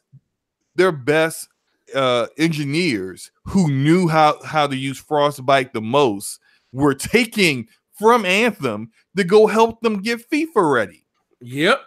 So like that just tells you what EA feels about them. Like that's just what was the priority. Oh, I can't stand the money EA. The money was the priority for EA. Hey, real quick. Exactly, Slimo. DJ saying in the live chat says Activision. We are the most hated game company / EA. Hold my beer. Right. Yeah. It does seem like they're like competing back and forth for who could be hated more. Yeah, I give Activision. We'll lay off 500 people. I tell you what, I give Activision props. I give Activision props for publishing Sekiro from Software. You know, I give Activision props, but I'm waiting for them to next year announce arena mode in Sekiro. Damn. Can you imagine? I don't know if you guys have played Sekiro, but I'm playing it right now. It's probably, tell you what, that game's harder than Souls and Bloodborne. Harder than Dickens. I will pass. Are you? I know some of you're not playing it, but Forte, are you playing it? Yep. What do you think, man? That game, dude. I just got to. I saw you beat the butterfly. Oh, I whooped her ass. Yeah, that was pretty easy. Yeah, that wasn't just a bunch of dodging. Yeah, dodging hit, dodge hit. You got to time it. Like you still got to get the timing down right. And but yeah, I'm at the bull right now. Woo! Oh, the bull. Yeah, the but bull, you just gotta run around until it's tired out. After let the bull destroy the whole arena first, then fight. Well, that's what I was doing, and then like I kept sidestepping him, and then like he farted on me, like he farted on you. Not like farted on me. Like, he farted on you, or he fell on you. He's got a big ass. His ass would hit me, and like I didn't get out of the way fast enough, you know. He's huge, man. It's basically like it's funny, like it's almost like bullfighting. Like I haven't got the timing down. Like you can actually, I don't know if you know this, Forte. You could actually, if you time the parry right, you can get like 3 hits in, run to the other side, and do it over again. Yeah. But I haven't been able to time it down perfectly. Like every time he's charged me. The one thing I like about the game the most is you can attack it from so many different ways. Especially when it comes to like the execution moves that take health bars off, because pretty much every boss I think I haven't got all the way to the end, so I can't speak of the ones on the end, but every boss up to this point, I believe there was a way to at least take one of their health bars away before you fought them the first time. I don't think so. I think so. I know a couple of them because you can get on top of areas and you can fall on top of them and do the execution. I think with some of the mini bosses you can, like with the samurais, like the first samurai you encounter, you can do that with. Yeah, the first one you did that with. Yeah, but like the big bosses, like the main bosses, you can't. No, some of them you can. Really? I beat Lady Butterfly. I beat the guy on the big horse. General, I forget his name. Yeah, I forget his name. And there was there's no way. I mean, you can't. He hadn't got to the ape yet, huh? No, I haven't got to that. I got to the drunk guy. Yeah, the ape. No, I heard the ape's no joke. The ape. But I tell you what, though, it's interesting because I hear people say, "Oh, it's such a hard game." It's like don't call me this. Is not all bosses, but some can be taken down to win a health bar by stealth attack. Okay. Yeah, not all of them, but most of them can be. You know what's interesting? Like so a lot of people are saying oh, it's a hard game. Is it hard, Forte, because it's because people just don't have the patience to put in the game like that? Because to me, that's like a throwback to like how I used to game.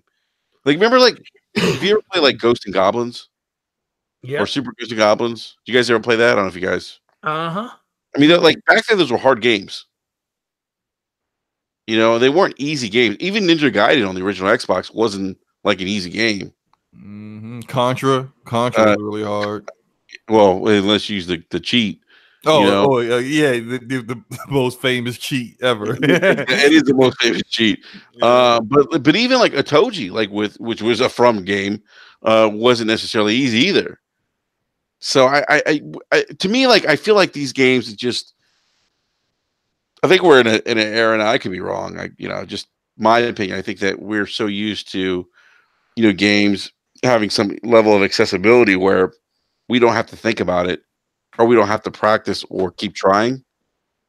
You know, and I feel like this is like, for like a lot of these From games are just kind of a throwback to that old school era where, I remember playing Ghosts and Goblins and Castlevania. And those games were hard. I mean, it wasn't, you didn't have save points at times. You had to start all over. Like, I remember that. That was like that was real. So this is the thing that I really think happens with these games now. There's a community out there. It's called Twitter. And when you're playing a game like this and you're struggling, but you see all your peers playing it, say, I beat this boss. I beat that boss. I post a picture of me beating this boss. I post a video. I mean, think about it. Smooth, he's doing a $1,000 challenge right now. How many times did you see him in a stream say, if anybody @s me in a video or a tweet saying that I beat this boss, I'm blocking you? Because people... It's completely different now. It's like, it used to be a time where you would just hunker down and just say, I'm going to get this done. And that's because it was all on you. And the thing is, we also pass controllers to our friends. Like, that's how we used to game. Like, we all sit down together. We try a boss. If I didn't beat the boss, my friend's turn, vice versa, and then we talk about it together. Like, oh, wait, what did you do to get this far? Like, what happened? Go ahead, man. No, I would say that's just the biggest thing right there. Is like, people, when they look at stuff like this now, it's like, not only do they feel like they're failing the game and they can't, gloat like everybody else, they just feel defeated when they see everybody else around them beating something. And like I said before, it's like, when you play a game, it used to be about just being as good at the game as you could be at it, and master everything that game has to offer in the confines of your own home on your own time. Now, so many games are releasing. You have Twitter with people adding you about what they did in the game, and it puts pressure on you to want to perform in the game. And then instead of just, doing what you need to do to just master and take your time through the game, because Sekiro's hard, but you can beat it. You just have to take your freaking time when you play it.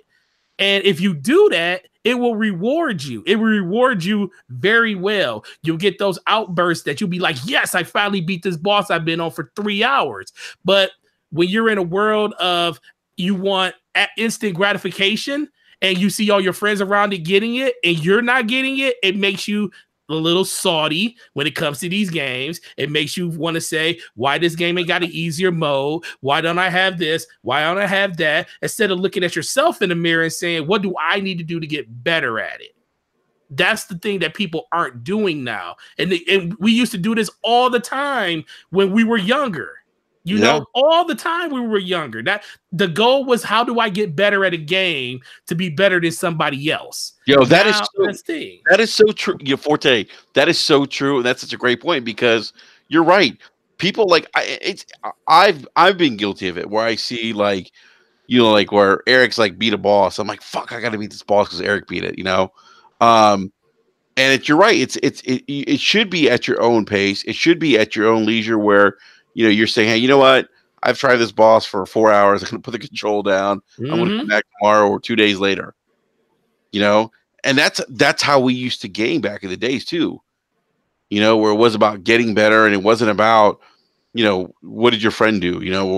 Or you see, like, streamers running, beating like the bull that I'm on right now. I've seen people say, oh, you can beat him in a minute, and I've tried him 4 times and I've lost. Yeah. But you're right, man.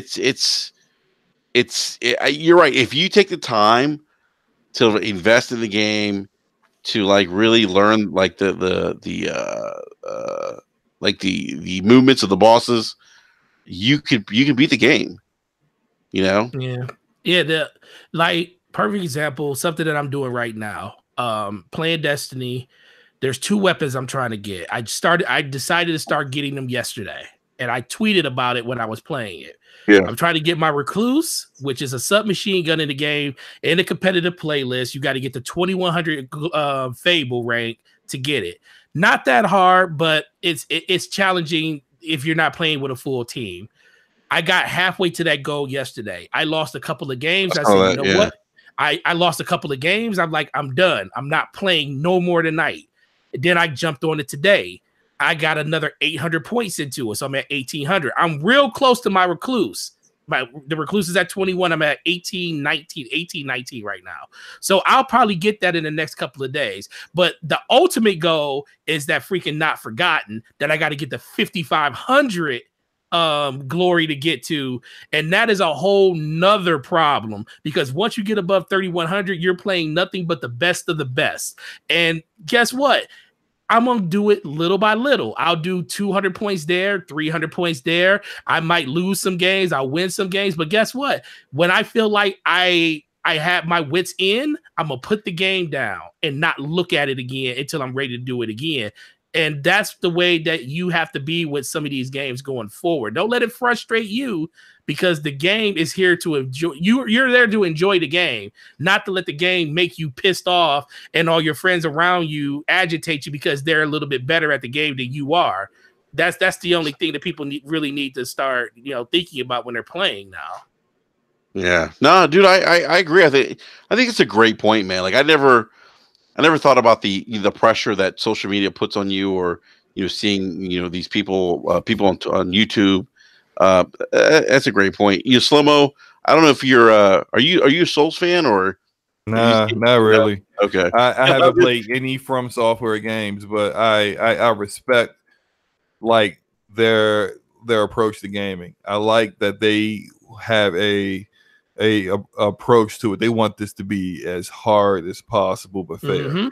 And that's who they are. Like they don't want to give you an easy mode. They don't want to give you those options. That's fine. Like that. This is what their vision and direction in the game is, and I think people should respect that. I do also like here is the, I guess, I've been listening to other people since the last time we talked about this. I think we also discussed this on Scumcast at some point.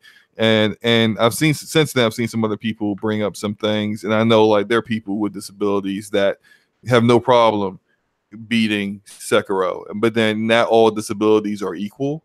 So to speak, like there, some people may not be able to do it, and I do feel like, but no, this is how I feel.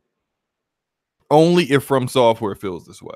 I don't think anyone should be dictating to From Software how they should make their game, but only for the people who have a disability and have some issues with accessibility and playing the game. If From Software actually feels like, hey, let's do something for that specifically, not to make our games easier, but to just try to help a certain segment of the community out, all right, I'm all for it.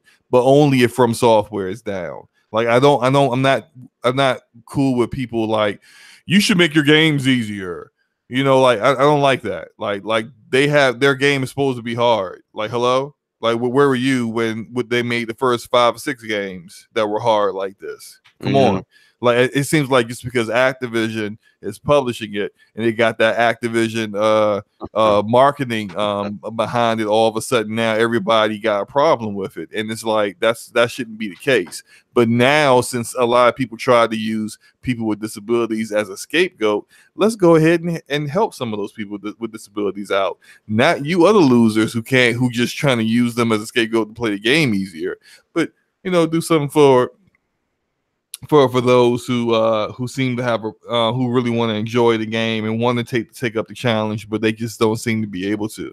And if that is like, if From Software like creates 2 different modes, like there's one mode where the game is like it's supposed to be, and then there's another mode where I don't know how they could do it, but then basically you can't switch. So as soon as you start the game, you can't realize, oh, this game is harder than I thought it was. Let me go toggle this to easy mode. You can't do that. You're going to have to start all the way over again. and do, and like make, I don't know. But as long as if From Software says, hey, look, this is how we make our games, it ain't changing, I'm 100% behind them. But it's I just feel like I want these developers to realize their own vision with their games, and I don't like it when people who technically the game really probably isn't really made for are dictating to developers how their game should be. Well, you know what? Those are and this would be okay if it was just people that was really didn't play the original Souls games saying the same stuff. But there's been people, that have played Souls games in the past, and I honestly believe that this game is kicking some of their asses really hard. And they don't it's like their feelings are kind of hurt because they feel like, hey, I'm really good at these Souls games. I think I can go in there and I can do this. But then they realize this is a whole different animal and they're not as good as they thought they were.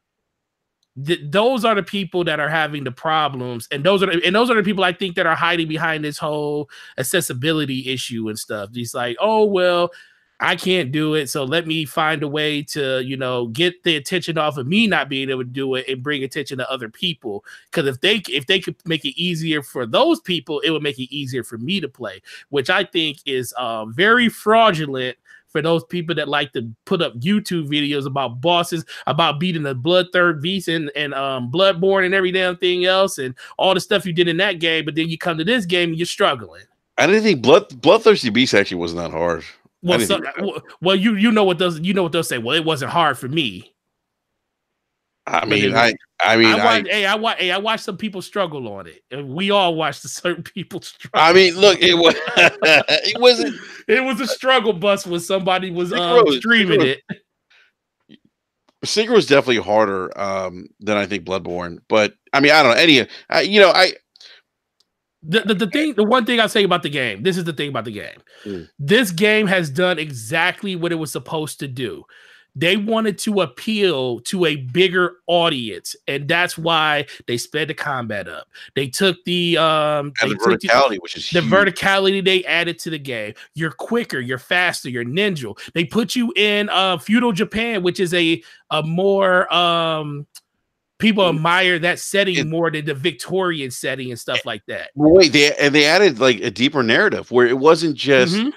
Like the charm of Bloodborne was, like you said, like that old Victorian, architecture, that city. I forget the name of the city, and the enemies. Yeah. Even though there wasn't a lot of dialogue, I would find myself at times playing Bloodborne and just staring at the enemies, like watching them pace around. Yeah. Which is kind of weird, but I mean, because there wasn't a lot of dialogue, but because they were so unique, and there was just like this dark world, like you were kind of like, whoa, like what the fuck's going on here? Right. It kind of forced you to kind of just like kind of take a step back and like watch what's going on. Where Sekiro definitely has definitely more narrative to it, but and the biggest thing is these people can't do what they normally do in a Souls game. They like to, I can't beat this boss. Let me go farm this low level enemy for 3 hours. Or you can summon. Or you can summon somebody else to come in and help you play the game. Now that this game, the number one thing I loved about it when they announced it, you don't have to farm, and you don't have to farm, and it's all basically comes down to your skill as a gamer when it comes to it. I don't like using the word "get good" because I feel like some people getting good is, some people may not be as good as the other person, but anybody can play a game and beat it. The game is definitely beatable if you just take your time through it. I got jealous. I watched somebody speed run the game in an hour and 8 minutes. Literally bypass everything in the game, beat every boss all the way to the final boss. Watched him stream an hour and 8 minutes and beat the whole game. It's ridiculous when I watched him do it, but guess what? That is called being skillful and understanding what the game you can and can't do in the game. The thing is, From Software ain't even asking you to do that. They're just asking you to take your time and just pick your spots when to attack, when to block, when to parry, when to do this, when to do that.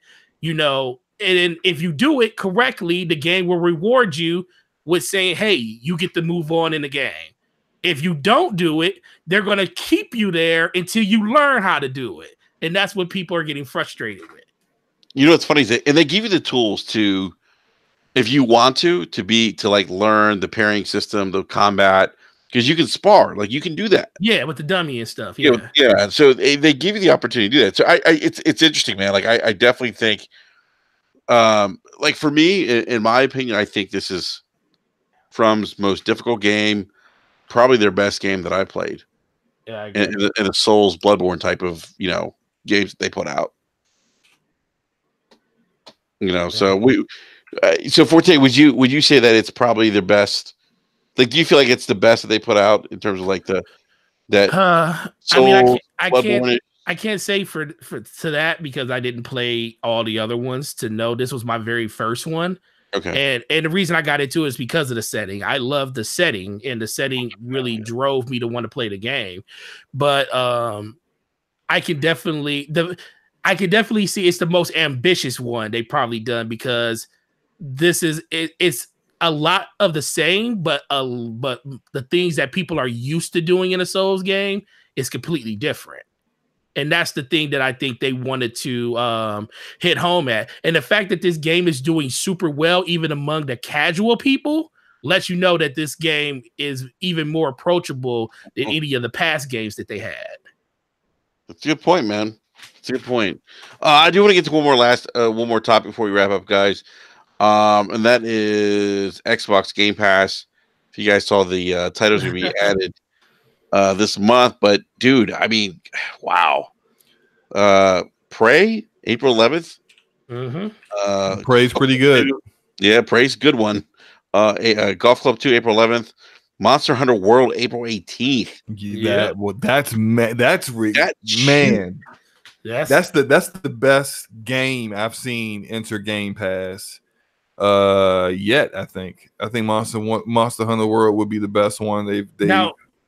Is Prey going to be the version of the game that has all the DLC, or is it just the base game?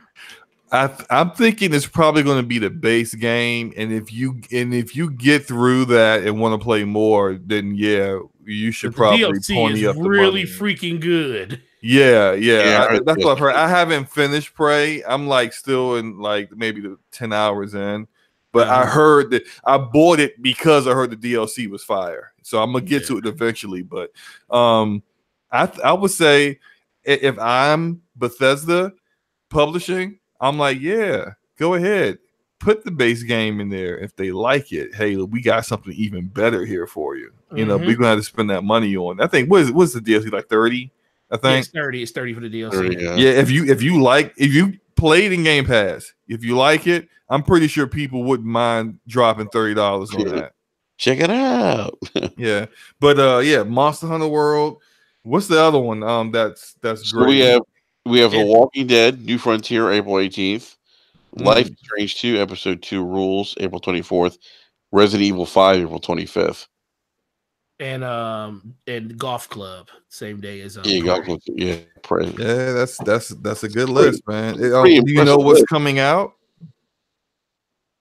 What's that? Do you know what's leaving? No. I can tell you what's leaving right now. I got it up. Okay. The list of the games that are leaving is, if I remember, I know Outlast is one of them. Yeah, well, I won't ever play that. Yeah, me either. Oh, y'all scared of Outlast? Yeah, I'm not saying I'm scared. I'm saying I'm saying I'm scared, Slow-Mo. Outlast has made children of a lot of people in the community. I'm saying I do not have time for this tomfoolery. You know, tomfoolery. And I don't need to have my blood pressure rising, and missing hours that I could be playing the Division. Oh my god! I hear you, so I'm with you, man. All right, Game Pass, Homefront, and the Revolution, which I don't think looks amazing, but I heard that wasn't that good. That's also leaving. Compared to Outlast is leaving. Homefront, Ali 1 and 2, and Pump BMW or BMX. I mean, sorry. Sheltered. Shelter's leaving, and the Swapper. I know these. I don't know these games. Swapper's actually pretty good. That's pretty good. Sonic and Knuckles. Yeah, Swapper's a really good indie game. It was only on Steam at first. You basically go around and you have to solve puzzles by swapping yourself with a double of yourself throughout the environment to like get through the environment. And it's a really good looking game too. Yeah. Oh, no reason Golf Club 2 is coming in because Golf Club 1's leaving. Yeah. Well, I want to check. Actually, I probably will check out Golf Club 2. Well, Golf Club 2 has PGA in it. Yeah. Has the PGA courses and stuff in, which is good. But I do suggest everybody, unless you're a punk, go play Outlast. Nope. Don't do it. Go play Outlast, because Outlast will make a man out of you. No. A man or a woman out of you. One of the two. You know, in the past month, they also added Alien Isolation. That's another one. Alien Isolation made the punks out of people too. That's good. That's good. Did you beat that, Enrique? Alien versus Predator? I mean, Isolation? Mm-mm. Oh my god! Did your blood pressure get high or something when you play games like that? My problem is I don't have time to play games. Nah, do you go see scary? You don't go see scary movies either, do you? Not anymore. I don't. Oh Lord, which is weird. Vampire by Don't Nod is in there now too. I didn't realize that. That was last month, I think. Yeah. To talk about games so I've actually not been playing the Division 2 exclusively for the past week. I have been playing, of course, Borderlands Remastered, the Game of the Year edition. I've been playing some of that. I've been trying. There is a bug. I tried to play with Boom today, and we couldn't get it going because there's a bug with any kind of matchmaking or co-op over the internet. The only way it works is if someone you're doing split screen within or there's another Xbox or PlayStation on your own network within your house. That's the only way it works right now. So they're aware of it. They're trying to fix it, but me and Boom tried to get together and do some co-op stuff, and shout out to Boom. And we couldn't do it. And after we tried for a little while, and then we gave it up. I looked it up and saw that it's a known issue going on. But I was playing that. I'm up to about level 12 with Lilith, the Siren, and I'm also have been playing Phoenix Wright Ace Attorney, which is that game is so much fun, man. Is it fire? Like, it's great, yo. I love, I mean, I've been like, that's why I played all morning. I hear people talking about it. Like, well, you're playing the Switch version, right? Or the 3DS version? Okay, this is on Xbox right now too, right? It's on everything. Oh, yeah, it's on everything. I know. Where are you playing it at? I'm playing on Xbox. Actually had tried to. I think there's something going on where I know Xbox's policy. I know I'm still within that policy and should have been able to get a refund. And I was going to buy it on Switch so I could play it on my lunch break while I'm at work. But for some reason, I wasn't eligible to do the refund. Now, I know if I would have called customer service, I could have got it straightened out, but I just didn't feel like it. So I just went ahead and played it. I'm well past their 2-hour mark at this point for a refund. So it's a done deal. But I've finished. I'm on episode 3 now of the first game. It's good. Like, I mean, it's humorous. The characters are funny. Some of the names of the characters, it's hilarious. Yeah, like the guy, what's his name was Harry Sawit, and he claims he saw the crime. It's just like, all right, I get it. That's funny. That's funny. Yeah, there was in the first episode, there is a guy. He's like the friend of Phoenix Wright, and what is his name? Butts. Yeah, his name is Larry Butts, but this cop keeps calling him Harry Butts, and it's just like little jokes like that are just like, I find myself giggling, just like a lot of little things like that. But like you get into the trial, and it's like taking all the clues and knowing when to object and what you're objecting about, and making sure you get it all right. Like the first episode was kind of like a tutorial. Yeah. So it was like that was only half an hour. So I was like, oh, okay, I could burn through the first game today, right? And I get the second episode, it was like 2 hours. I was like, oh, never mind. It's gonna be a little bit longer than I thought, but I'm really enjoying it. It's only 30. It's $30 for all 3 games. So yeah, I think that's well worth. It is the trilogy. I just noticed that it said Phoenix Wright trilogy. Yeah. And I mean, I had never played them before. I always heard they were good. Right? It's on Switch. It's on Switch, PlayStation, Xbox, of course, PC. It's on everything. Of course, you want to play it on Xbox so you can get those achievements. Yeah, I mean, yeah, if you care about it. Like, I really was going to play it on Switch, knowing there is no kind of achievement system. There will be soon. Xbox Live will be on the Switch soon. Xbox Live will be over there soon. But I highly recommend it. It's a lot of fun. It's a lot, but it's not like you're moving around. It's more of it's very limited in not scope, but what it's doing. But it has it's a lot of fun, and the characters are good. It's a lot of reading. Avoid the first game it is. I don't know how the second and third games are, but you're reading, the dialogue. But I enjoyed it. I'm enjoying it. All right, cool, man. All right. Well, look, guys, we got to wrap up. It's 12 past 11. And hey, want to give everyone a quick shout out in the live chat. Thank you guys for stopping by, hanging out with us. Great chat as always. Remember, hit that like button if you haven't done so already, and subscribe as well. Big shout out to Mr. Eric Jackson, who had to leave us early this evening. Eric, we miss you, man. And B Money will be back on shortly. He's been busy, and good to see him in the DM, by the way. I know he just kind of popped back in, but he's been busy, but he'll be back on as well. Slow-mo, Forte, always a pleasure, gentlemen. Love talking video games with you guys, and absolutely. So just let everyone know where they can find you guys, on the Twitters and YouTube. All right. Go ahead, Forte. You go first. Yeah, definitely. Gaming Forte everywhere, YouTube, Twitter. I will be on Breakfast with Boom on Friday morning. So if you want to hear more of my shenanigans, come over to that. Sometimes you guys may think that me and Slow-Mo don't get along, but that's my brother from another mother. He taught me everything I know. We just disagree every once in a while on certain things, and it's all in good entertainment.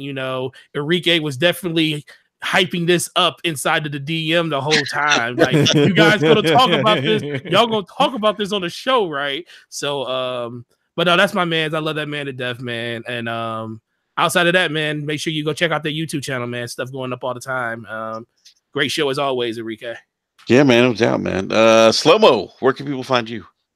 You guys can find me on Twitter, same name, Slow-mo Backslap. Also on Saturdays on the Scumcast with Ash and Luca, The Real Mastalin, All Day Digital, Metaphorical. Occasionally when Gaming Forte can make it, he's in there, and we just having a good time talking about video games and riffing on each other every now and then. So that's where you can find me. And hopefully on PlayStation with a different PSN ID one day. Well, you know what? I'm glad you said that. What would if you were playing PS? Okay, so you wanted to change your PS ID. If you couldn't get it to be the name you want, because what's yours on there now, Slow-mo? It's Rebel something. I can't even remember all the letters. So you probably wanted Rebel, yeah. So you want to change it to Slow-mo Backslap? I take it, right? Right. I want everything universal. So if you can't change it to Slow-mo Backslap, what would your PSN ID name be? But that's still, I mean, I'm just saying, if it's taken, if you go in there and change it. Oh crap! What if someone does take it? Right, that's what I'm saying. Right? But literally, like, no matter anything I sign up for and I put in Slow-mo Backslap, it's so like off the wall, like it's never taken. But if it is taken, I'm going to put in something like Plus Ultra Dropkick. That's what I think I'm gonna do. Plus Ultra. All right, cool. That's always my right, backup. That is literally my backup in case I can't use slow-mo backslap, but it never is gone. So I'm always using slow-mo backslap. All right, what about you, Enrique? Are you going to be Arius on everything, or are you going to change it to? I think I'm going to keep it the same. Yeah, I don't. I try. It's funny. I tried changing it on Xbox Live to Brap, but Brap was already taken. Really? Really? Yeah. I will say if it was an option, if I did change my name, which I probably won't do because I have way too many games that could be jeopardized by doing it. But if I was to change it, I would probably change that one from Nautical to Gaming Forte. I would change that one because I'm not as invested to my PlayStation catalog as I am to my Xbox one. And I don't have as many friends on that friends list that know me by my PSN ID like they do on Xbox. So I might change it to Gaming Forte over there if I did do it. Gotcha. All right, cool. All right, guys. Well, on that note, we're going to head and wrap up tonight's show. We'll be back next week. Remember, guys, give us a thumbs up, hit the like button, or thumbs down. Thank you to the chat. Chat was pretty awesome tonight. You guys are awesome. Love you. Danny always getting on me every day. That's what I like. Every day getting on me. That's too funny. Everyone, please enjoy the rest of the week and enjoy the week gaming. And we'll be back next Wednesday at the same time. And we'll see you then. Peace. Peace.